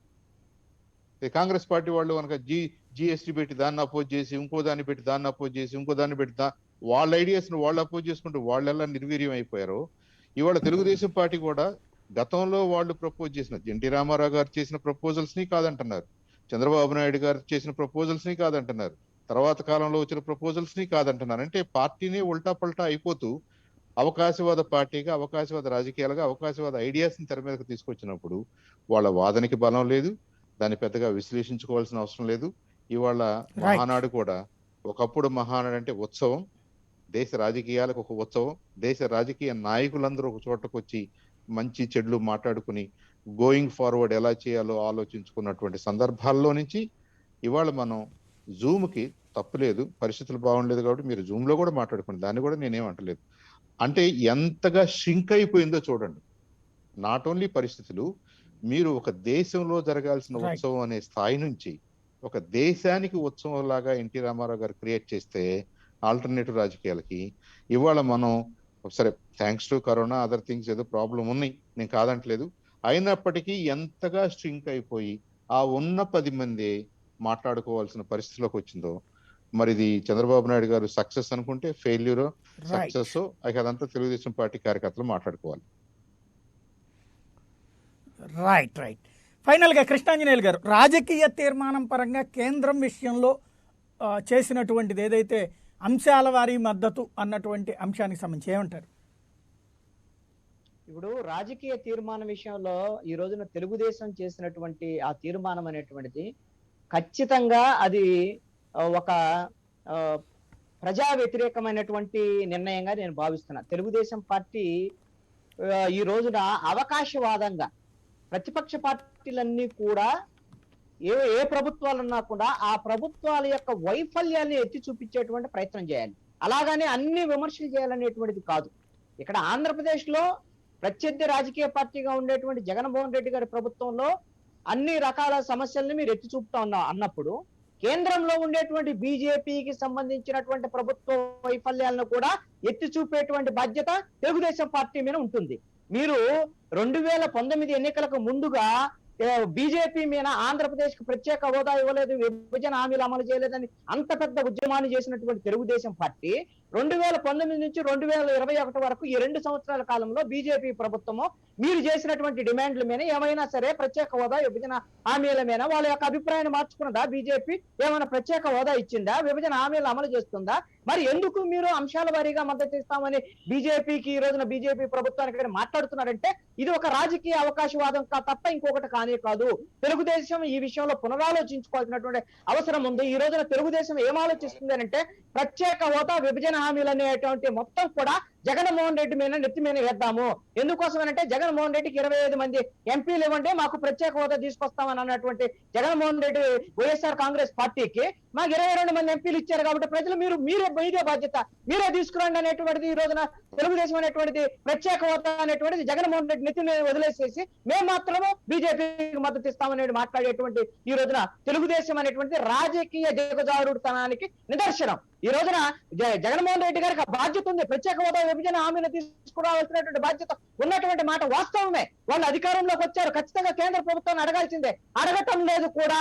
ఆ అడగటం లేదనేటువంటి విషయాన్ని మీరు ఎత్తు చూపండి. వైఎస్ఆర్ కాంగ్రెస్ పార్టీ కేంద్ర ప్రభుత్వం దగ్గరికి వెళ్ళి ఎందుకు మాట్లాడటం లేదనేటువంటి విషయాన్ని ఎత్తి చూపటం, దాన్ని రాజకీయ విమర్శలు చేయడంతో పాటుగా మీ బాధ్యతగా కేంద్ర ప్రభుత్వం మీద గతంలో ఏదైతే 2019 ఎన్నికలకు ముందుగా మీరు కేంద్ర ప్రభుత్వం యొక్క వైఫల్యాలని, ప్రత్యేక హోదా, విభజన హామీలు, అదేవిధంగా రైల్వే జోను, దుగ్గరాజపట్నం పోర్టు, అదేవిధంగా మనకు రావాల్సినటువంటి వెనుకబడిన జిల్లాలకు సంబంధించిన నిధుల విషయంలో ఆ రోజు ఏం మాట్లాడారో అదే విషయాన్ని ఈ రోజున కేంద్ర ప్రభుత్వాన్ని మాట్లాడాలి. ఆ విధమైనటువంటి నిధులు రాబట్టేటువంటి ప్రయత్నం చేయాలి. అంతే విధంగా అదేం చేయకుండా మీరు ఈ రోజున అవకాశవాదంగా మీకుండేటువంటి సమస్యలను బట్టి మీ రాజకీయ అవకాశవాదంతో కేంద్ర ప్రభుత్వానికి మనం సానుకూలంగా వ్యవహరిస్తామనేటువంటి తీర్మానం చేయటం అనంటే రాజకీయ దిగదారుడుతనానికి నిదర్శనము.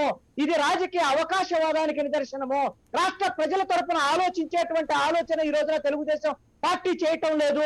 మీరు ఈ రోజున వైఎస్ఆర్ కాంగ్రెస్ పార్టీని ప్రత్యేక హోదా, విభజన హామీల విషయంలో మీరు గట్టిగా ప్రశ్నించాలి అంటే, మీరు కేంద్రం ముందు మెడలు వంచుతున్నారని కానీ మీరు విమర్శ చేయాలంటే తెలుగుదేశం, మీరు కేంద్ర ప్రభుత్వాన్ని ఆ విధమైనటువంటి ప్రశ్న వేసి ఆ తర్వాత ఉన్నటువంటి వైఎస్ఆర్ కాంగ్రెస్ పార్టీని ఖచ్చితంగా ప్రశ్నించేటువంటి అవకాశం ఉంటుంది. అంతేకాని ఈ రోజున మీ యొక్క బాధ్యతను విస్మరించి తెలుగుదేశం పార్టీ కేంద్ర ప్రభుత్వం దగ్గర సాగిల పడటం అంటే మీకుండేటువంటి మీ ప్రభుత్వ హయాంలో, ఈ ప్రభుత్వ హయాంలో కానివ్వండి, లేకపోతే జగన్మోహన్ రెడ్డి గారికి ఉండేటువంటి కొన్ని సమస్యల వల్ల కేంద్ర ప్రభుత్వానికి సహకారం అందిస్తున్నారు. అదే తరహాలో మీరు కూడా అదే చేస్తున్నారు కదా. మీ ప్రభుత్వ హయాంలో జరిగినటువంటి తప్పుల మీద ఈ రోజున జగన్మోహన్ రెడ్డి గారి ప్రభుత్వం ఎత్తి చూపుతుంది కాబట్టి, వాటి మీద కేసులు నమోదు చేస్తుంది కాబట్టి, మీకు ఒక అండ కోసం ఈ రోజున కేంద్ర ప్రభుత్వాన్ని మీరు కేంద్ర ప్రభుత్వం దగ్గర సాగిలో పడుతున్నారా అనేటువంటి ప్రశ్న కూడా ఈ రోజున ప్రజల్లో వస్తుంది. ఈ రోజున ఈ రాజకీయ తీర్మానాల విషయంలో ఒక అంశాన్ని నేను చెప్తున్నాను. ఈ డిబేట్ కూడా కాబట్టి ఆ ఒక్క అంశాన్ని చెప్పి నేను ముగిస్తాను. యనమల రామకృష్ణుడు గారు రాజకీయ తీర్మానం చేశారు. ఏ తీర్మానం చేశారు అని అంటే, ఈ రోజున ఆంధ్రప్రదేశ్ లో మనం రాజకీయ పార్టీగా రాజకీయ పరమైనటువంటి అంశాల మీద కొన్ని మనం మార్చుకోవాలి, ఇవన్నీ చేయాలి అనేటువంటి అంశం మీద చేసినప్పుడు అక్కడ ఉండేటువంటి నెల్లూరులో ఉండేటువంటి చంద్రమోహన్ రెడ్డి గారు ఒక ప్రతిపాదన చేశారు. మన పార్టీకి 2019 ఎన్నికల సమయంలో అంతకు ముందుగానే మన పార్టీకి కొన్ని సామాజిక వర్గాలు దూరం అయ్యాయి, వాళ్ళని దగ్గర చేర్చుకునేటువంటి ప్రయత్నం కూడా రాజకీయ తీర్మానం చేయాలని ఆయన అడిగితే, చంద్రబాబు నాయుడు గారు కానీ మిగతా వాళ్ళు ఏమన్నారంటే, ఆ విధమైనటువంటి రాజకీయ తీర్మానం చేస్తే మన సామాజిక వర్గాలు దూరం అయ్యాయి, లేకపోతే వాళ్ళు మనం దూరం అయిపోయారని మనం ప్రజలకు తెలియజెప్పినటువంటి ఉంటుందని చెప్పేటువంటి విధంగా అక్కడ మాట్లాడారు. నేనేం అడుగుతున్నా అంటే, ఏవైతే ఈ రోజున తెలుగుదేశం పార్టీ 2019లో ఓడిపోవటానికి కారణమైనటువంటి వాళ్ళ వెన్నుముకగా పనిచేసినటువంటి బీసీలు ఎందుకు తెలుగుదేశం పార్టీకి దూరం అయ్యారు అనేటువంటి విషయాన్ని వాళ్ళు నిజాయితీగా ఆత్మవిమర్శ చేసుకోకుండా, అదే విధంగా మైనారిటీలకు సంబంధించినటువంటి వాళ్ళు ఎవరైతే ఉన్నారో వాళ్ళందరూ కూడా ఎందుకు తెలుగుదేశానికి దూరం అయ్యారు, వైఎస్ఆర్ కాంగ్రెస్ పార్టీకి మద్దతు ఇచ్చారు. అదేవిధంగా ఎస్సీ ఎస్టీలు అందరూ కూడా మొత్తం ఎందుకు వైఎస్ఆర్ కాంగ్రెస్ పార్టీకి మద్దతు ఇస్తున్నారు, ఎందుకు తెలుగుదేశాన్ని నమ్మనటువంటి పరిస్థితి. ఈ విషయంలో ఖచ్చితంగా నిజాయితీగా వాళ్ళు సమీక్ష చేసుకోకుండా వాళ్ళ పార్టీ బలంగా తయారయ్యేటువంటి అవకాశం లేదు. గతంలో జరిగినటువంటి నష్టాన్ని పూడ్చుకునేటువంటి అవకాశం లేదు. కేవలం మహానాడు అంటే వాళ్ళ సోత్కర్ష, ఏదో ఎదుటి పార్టీల మీద విమర్శ, ఈ ధోరణిలో వెళ్తే దాని వల్ల ప్రయోజనం ఉండదు అనేటువంటిది తెలుగుదేశం పార్టీకి నేను స్పష్టంగా చెప్పదలుచుకున్నాను. అదే విధంగా రాజకీయ వారసత్వం విషయంలో కూడా క్లారిటీ ఇవ్వాల్సినటువంటి అవసరం ఉంది. తెలుగుదేశం పార్టీ యువతరం ఎవరైతే ఉన్నారో ఆ యువతరానికి ప్రాధాన్యత ఇవ్వటం, మిగతా సామాజిక వర్గాలకు సంబంధించినటువంటి వాళ్ళకి ప్రాధాన్యత ఇచ్చే విధంగా తెలుగుదేశం పార్టీ ముందుకు వెళ్ళకపోతే తెలుగుదేశం పార్టీకి భవిష్యత్తు ఉండేటువంటి అవకాశాలు తెలుగుదేశం పార్టీ మహానాడు సందర్భంగా వాళ్ళు ఆ విధమైనటువంటి అసలు ఆత్మవిమర్శ చేసుకునేటువంటి ప్రయత్నం, కనీసమైనటువంటి ప్రయత్నం కూడా తెలుగుదేశం పార్టీ చెయ్యలేదు. చెయ్యకపోతే రానున్నటువంటి 3 ఏళ్లలో కూడా తెలుగుదేశం పార్టీ కేవలము ప్రభుత్వం మీద విమర్శలు చేయటం వల్ల మాత్రమే రేపొద్దున అధికారంలోకి వస్తామని వాళ్ళు అనుకుంటే అది జరిగేటువంటి పని కాదు.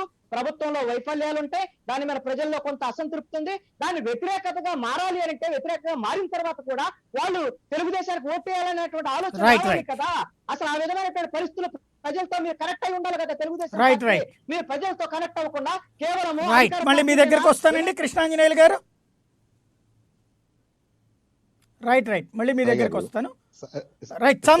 జస్ట్ వన్ చిన్న ఇంటరప్షన్ అండి.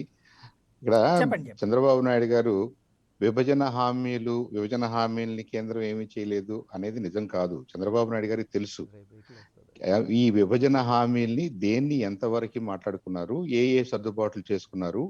మాకు ప్రత్యేక హోదా అనేది సంజీవని ఏమి కాదు, ఆల్టర్నేటివ్ గా ఫైనాన్షియల్ ప్యాకేజ్ ఒకటి మంచి ప్యాకేజ్ ఇస్తే మాకు బాగుంటుందని చెప్పేసి వీళ్ళు డైవర్ట్ చేసి ఆ డబ్బులు తెచ్చుకుని దాన్ని యూసీలు అడిగినప్పుడే కదా మనకు అన్ని తేడాలు వచ్చినాయి. మీరు ఏ డబ్బులు ఎక్కడ వాడుతున్నారు, ఎందుకు వాడుతున్నారు అన్నప్పుడే తేడాలు వచ్చినాయి. కాబట్టి మళ్ళీ వెంటనే పోరాటం చేశారు. ఇప్పుడు అపోజిషన్ లో ఉన్నారు కాబట్టి మళ్ళీ ఆ విషయాలన్నీ బయటకు వస్తే ఏమన్నా ఇబ్బందిగా ఉంటుందేమో అని చెప్పేసి, లేదు అదంతా మా సమస్య కాదు, అంతా బాగానే జరిగింది, మేము నరేంద్ర మోడీ గారిని తిట్టడం తప్పు, కేంద్ర ప్రభుత్వాన్ని తిట్టడం తప్పు, అన్ని తప్పులను ఒప్పుకుంటూ ఇవాళ ఏమంటున్నారు, మళ్ళీ సెలెక్టివ్గా ఇష్యూ బేస్డ్గా మేము మద్దతు ఇస్తాము అంటున్నారు. కాబట్టి ఆంజనేయులు గారు మనది కంఠశోషే కానీ ఆయన్నేం మార్చలేం మనం. ఆయన పక్కా అవకాశవాద రాజకీయాలే మాట్లాడుతున్నాడు, అవకాశవాద రాజకీయాలే చేస్తాడు, అవకాశవాది, దాంట్లో ఎలాంటి సందేహం లేదు. కాబట్టి ఇక్కడ కేంద్రాన్ని మనం తప్పు పట్టాల్సిన అవసరం లేదు. కేంద్రం చేయాల్సింది చేసింది కాబట్టి, చేసిన దాన్ని చేయలేదని వీళ్ళు ప్రమోట్ చేస్తారు కాబట్టి అది తప్పని తెలుసుకున్న చంద్రబాబు నాయుడు గారే ముందు ఇండైరెక్ట్ గా ఒప్పుకుంటున్నాడు. అది జరుగుతున్నది అది. కాబట్టి సరే, ఆయన ఇంకేదన్నా విషయాలకు కూడా భయపడుతున్నాడా, ఇప్పుడు జరుగుతున్న రాజకీయ విషయాల పరిణామాలకు ఏమన్నా భయపడుతున్నాడా, జగన్మోహన్ రెడ్డి గారికి ఏమన్నా భయపడుతున్నారా, అవన్నీ నాకు తెలియదు. కానీ చంద్రబాబు నాయుడు గారు, కేంద్రం, విభజన హామీలు దాంట్లో జరుగుతున్నది, ఆ విషయంలో మాత్రం క్లియర్ గా యాజ్ ఎ పార్ట్నర్ వీళ్ళు ఏం చెప్తే వాళ్ళు అది చేయడానికి సిద్ధమయ్యారు. వీళ్ళు ఏం చెప్పారో, ఏది మంచిది అనుకున్నారో అలాగే చేశారు. దాన్ని చివరిలో రాజకీయంగా ఆయన వాడుకోవడానికి ఒక ఎత్తుగడ వేసేసి కేంద్రం మాకేం చేయలేదని అని పోరాటం చేశాడు. పోరాట ఫలితం కూడా చూశాడు ఆయన. ఆ పోరాట ఫలితం కూడా చూశాడు కాబట్టి ఇప్పుడు ఏంటంటే కాదు కాదు కేంద్రం బాగానే ఉంది, భారతీయ జనతా పార్టీ బాగానే పనిచేస్తుంది, మాకు వాళ్ళకి విభేదాలు లేవు, మేము సెలెక్టివ్గా వాళ్ళకి మద్దతు ఇవ్వడానికి రెడీగా ఉన్నామని చెప్పేసి అంటున్నారే కానీ దాన్ని బీజేపీలో ఉన్న ఏ ఒక్క నాయకుడు నమ్మడు, ప్రజలు నమ్మరు. ఇది ప్యూర్లీ వాళ్ళ అవకాశవాద రాజకీయానికి మాత్రం మీరు అన్నట్టుగా అవకాశవాద రాజకీయానికి ఒక చిహ్నం ఆ రాజకీయ విశ్లేషణ, అంతకంటే ఏం లేదు.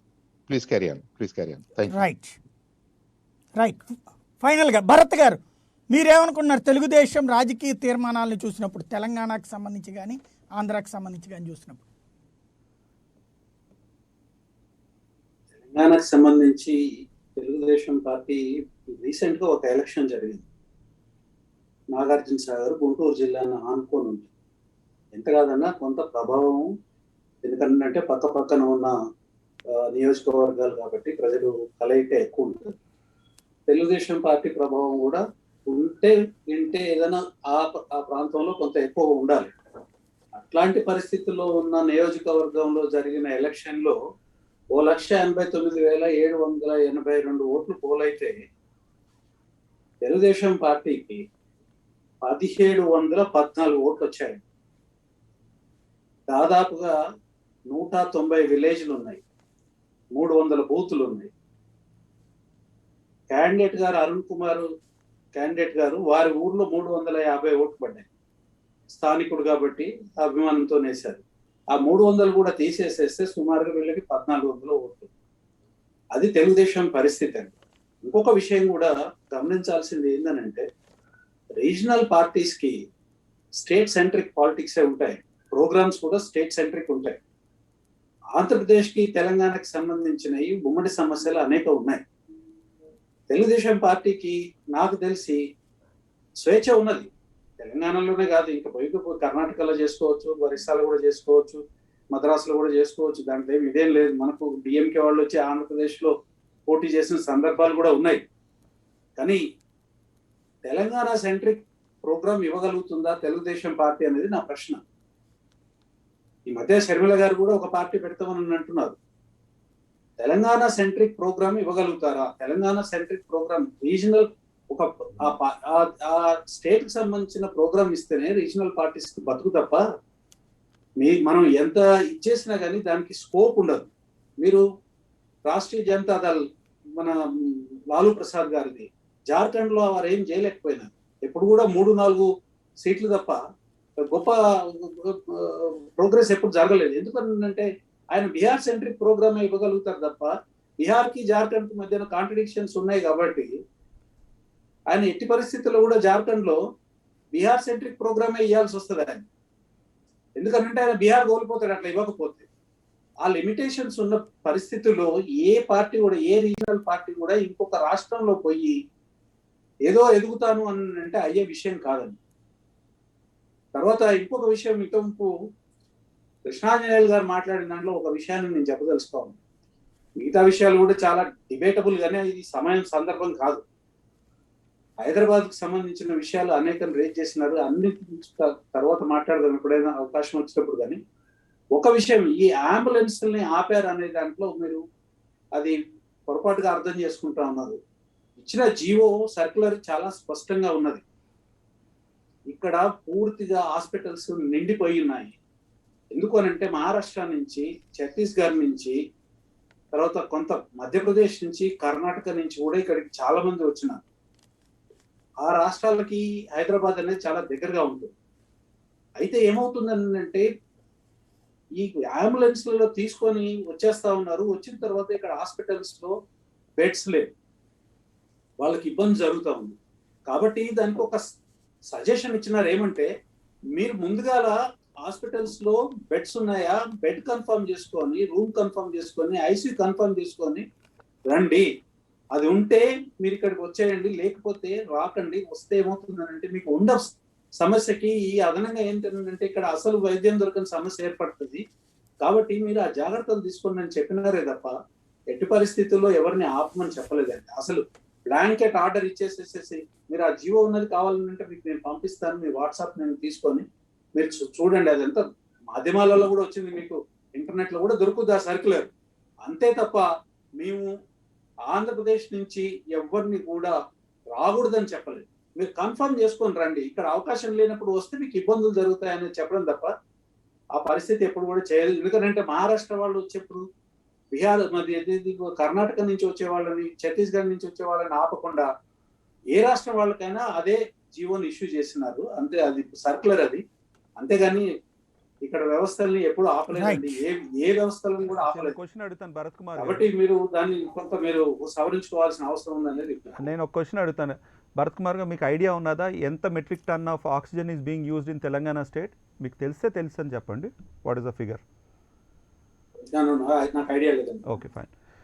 ఇక్కడ జరిగిన విషయం కానీ లేదా ఏదంటే మీరు అన్నది జియో, నేను చెప్పేస్తాను తొందరగా క్విక్గా చెప్పేస్తాను. స్పెసిఫిక్గా ఇది లేవనెత్తారు కాబట్టి మొదటి రోజు ఎప్పుడైతే ఆఫ్ చేస్తారో వితౌట్ నోటీస్ అబ్రప్ట్గా ఆఫ్ చేయడం జరిగింది, ఓరల్ ఆర్డర్స్. అప్పుడు 2 రోజుల వరకు ఆ విధంగా చేశారు, అది తప్పు పట్టాం. సబ్సిక్వెంట్గా జియో వచ్చిన తర్వాత సంఘటన వేరు. అది ఇదంతా కూడా డిస్కషన్, డిబేట్, మీరు లేవనెత్తిన అంశాలన్నీ కూడా హైకోర్టులో చీఫ్ జస్టిస్ ముందర ఆర్గ్యుమెంట్స్ జరిగినాయి. తర్వాత వారు కుదరదు అని కూడా చెప్పడం జరిగింది. దాంట్లో 3 ఆర్గ్యుమెంట్లు, అది national highway, state doesn't have a role, disaster management rules మళ్ళీ మనం డైవర్ట్ అయిపోతున్నాం, తెలియాలి కాబట్టి టాపిక్ డైవర్ట్ అవుతుంది. సో ఆ విధంగా కొన్ని తప్పుదాలు నేను అది వేరే ఆ రోజున పెట్టాం చర్చ. ఆయన ఏదో ఆ విధంగా చేయకూడదు, ఆ విధంగా చేయకూడదు. రైట్ మనం దీనికి కన్ఫైన్ అవుదాం.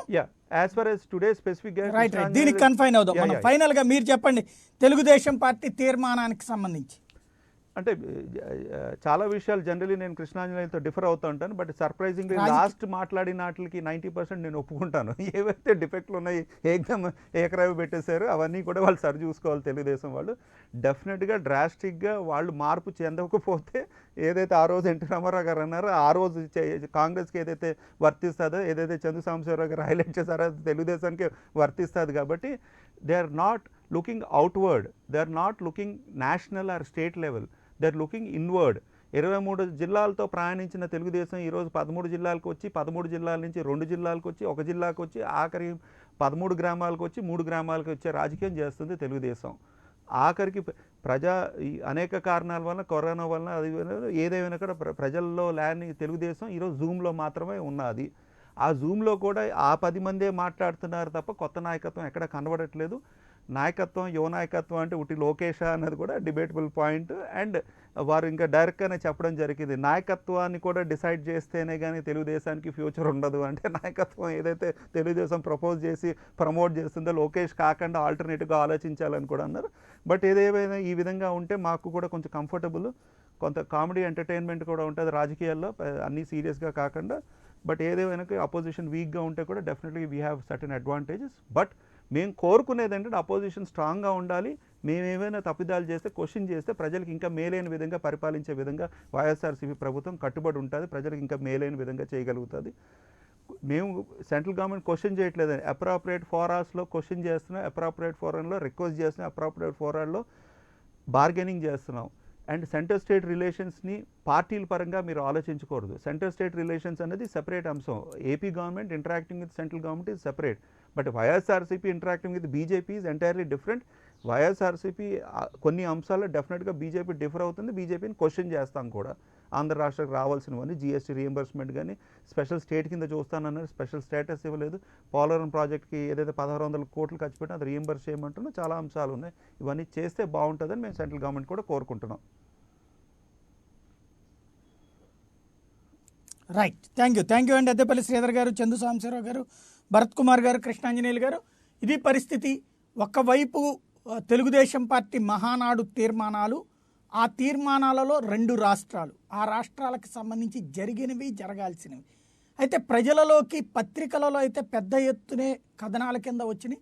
మరి ప్రజలు వాటిట్లలో ఉన్నటువంటి విమర్శల్ని స్వీకరిస్తారా, లేదంటే వాటిలో ఉన్నటువంటిది నిర్మాణాత్మకమన్నటువంటి ప్రతిపాదనల కింద పరిశీలిస్తారా? భవిష్యత్ రాజకీయాలకి ఇది కీలక మలుపు అవుతుందా, లేదంటే ఇది రొటీన్ రాజకీయం అవుతుందా అన్నటువంటిది చూడాల్సి ఉంది. ఇది అంశానికి సంబంధించి తాజా అప్డేట్స్ జరుగుతుంది. మరి కాసేపట్లో మేము ముందుంటుంది, చూస్తూనే ఉండండి ప్రైమ్ నైన్.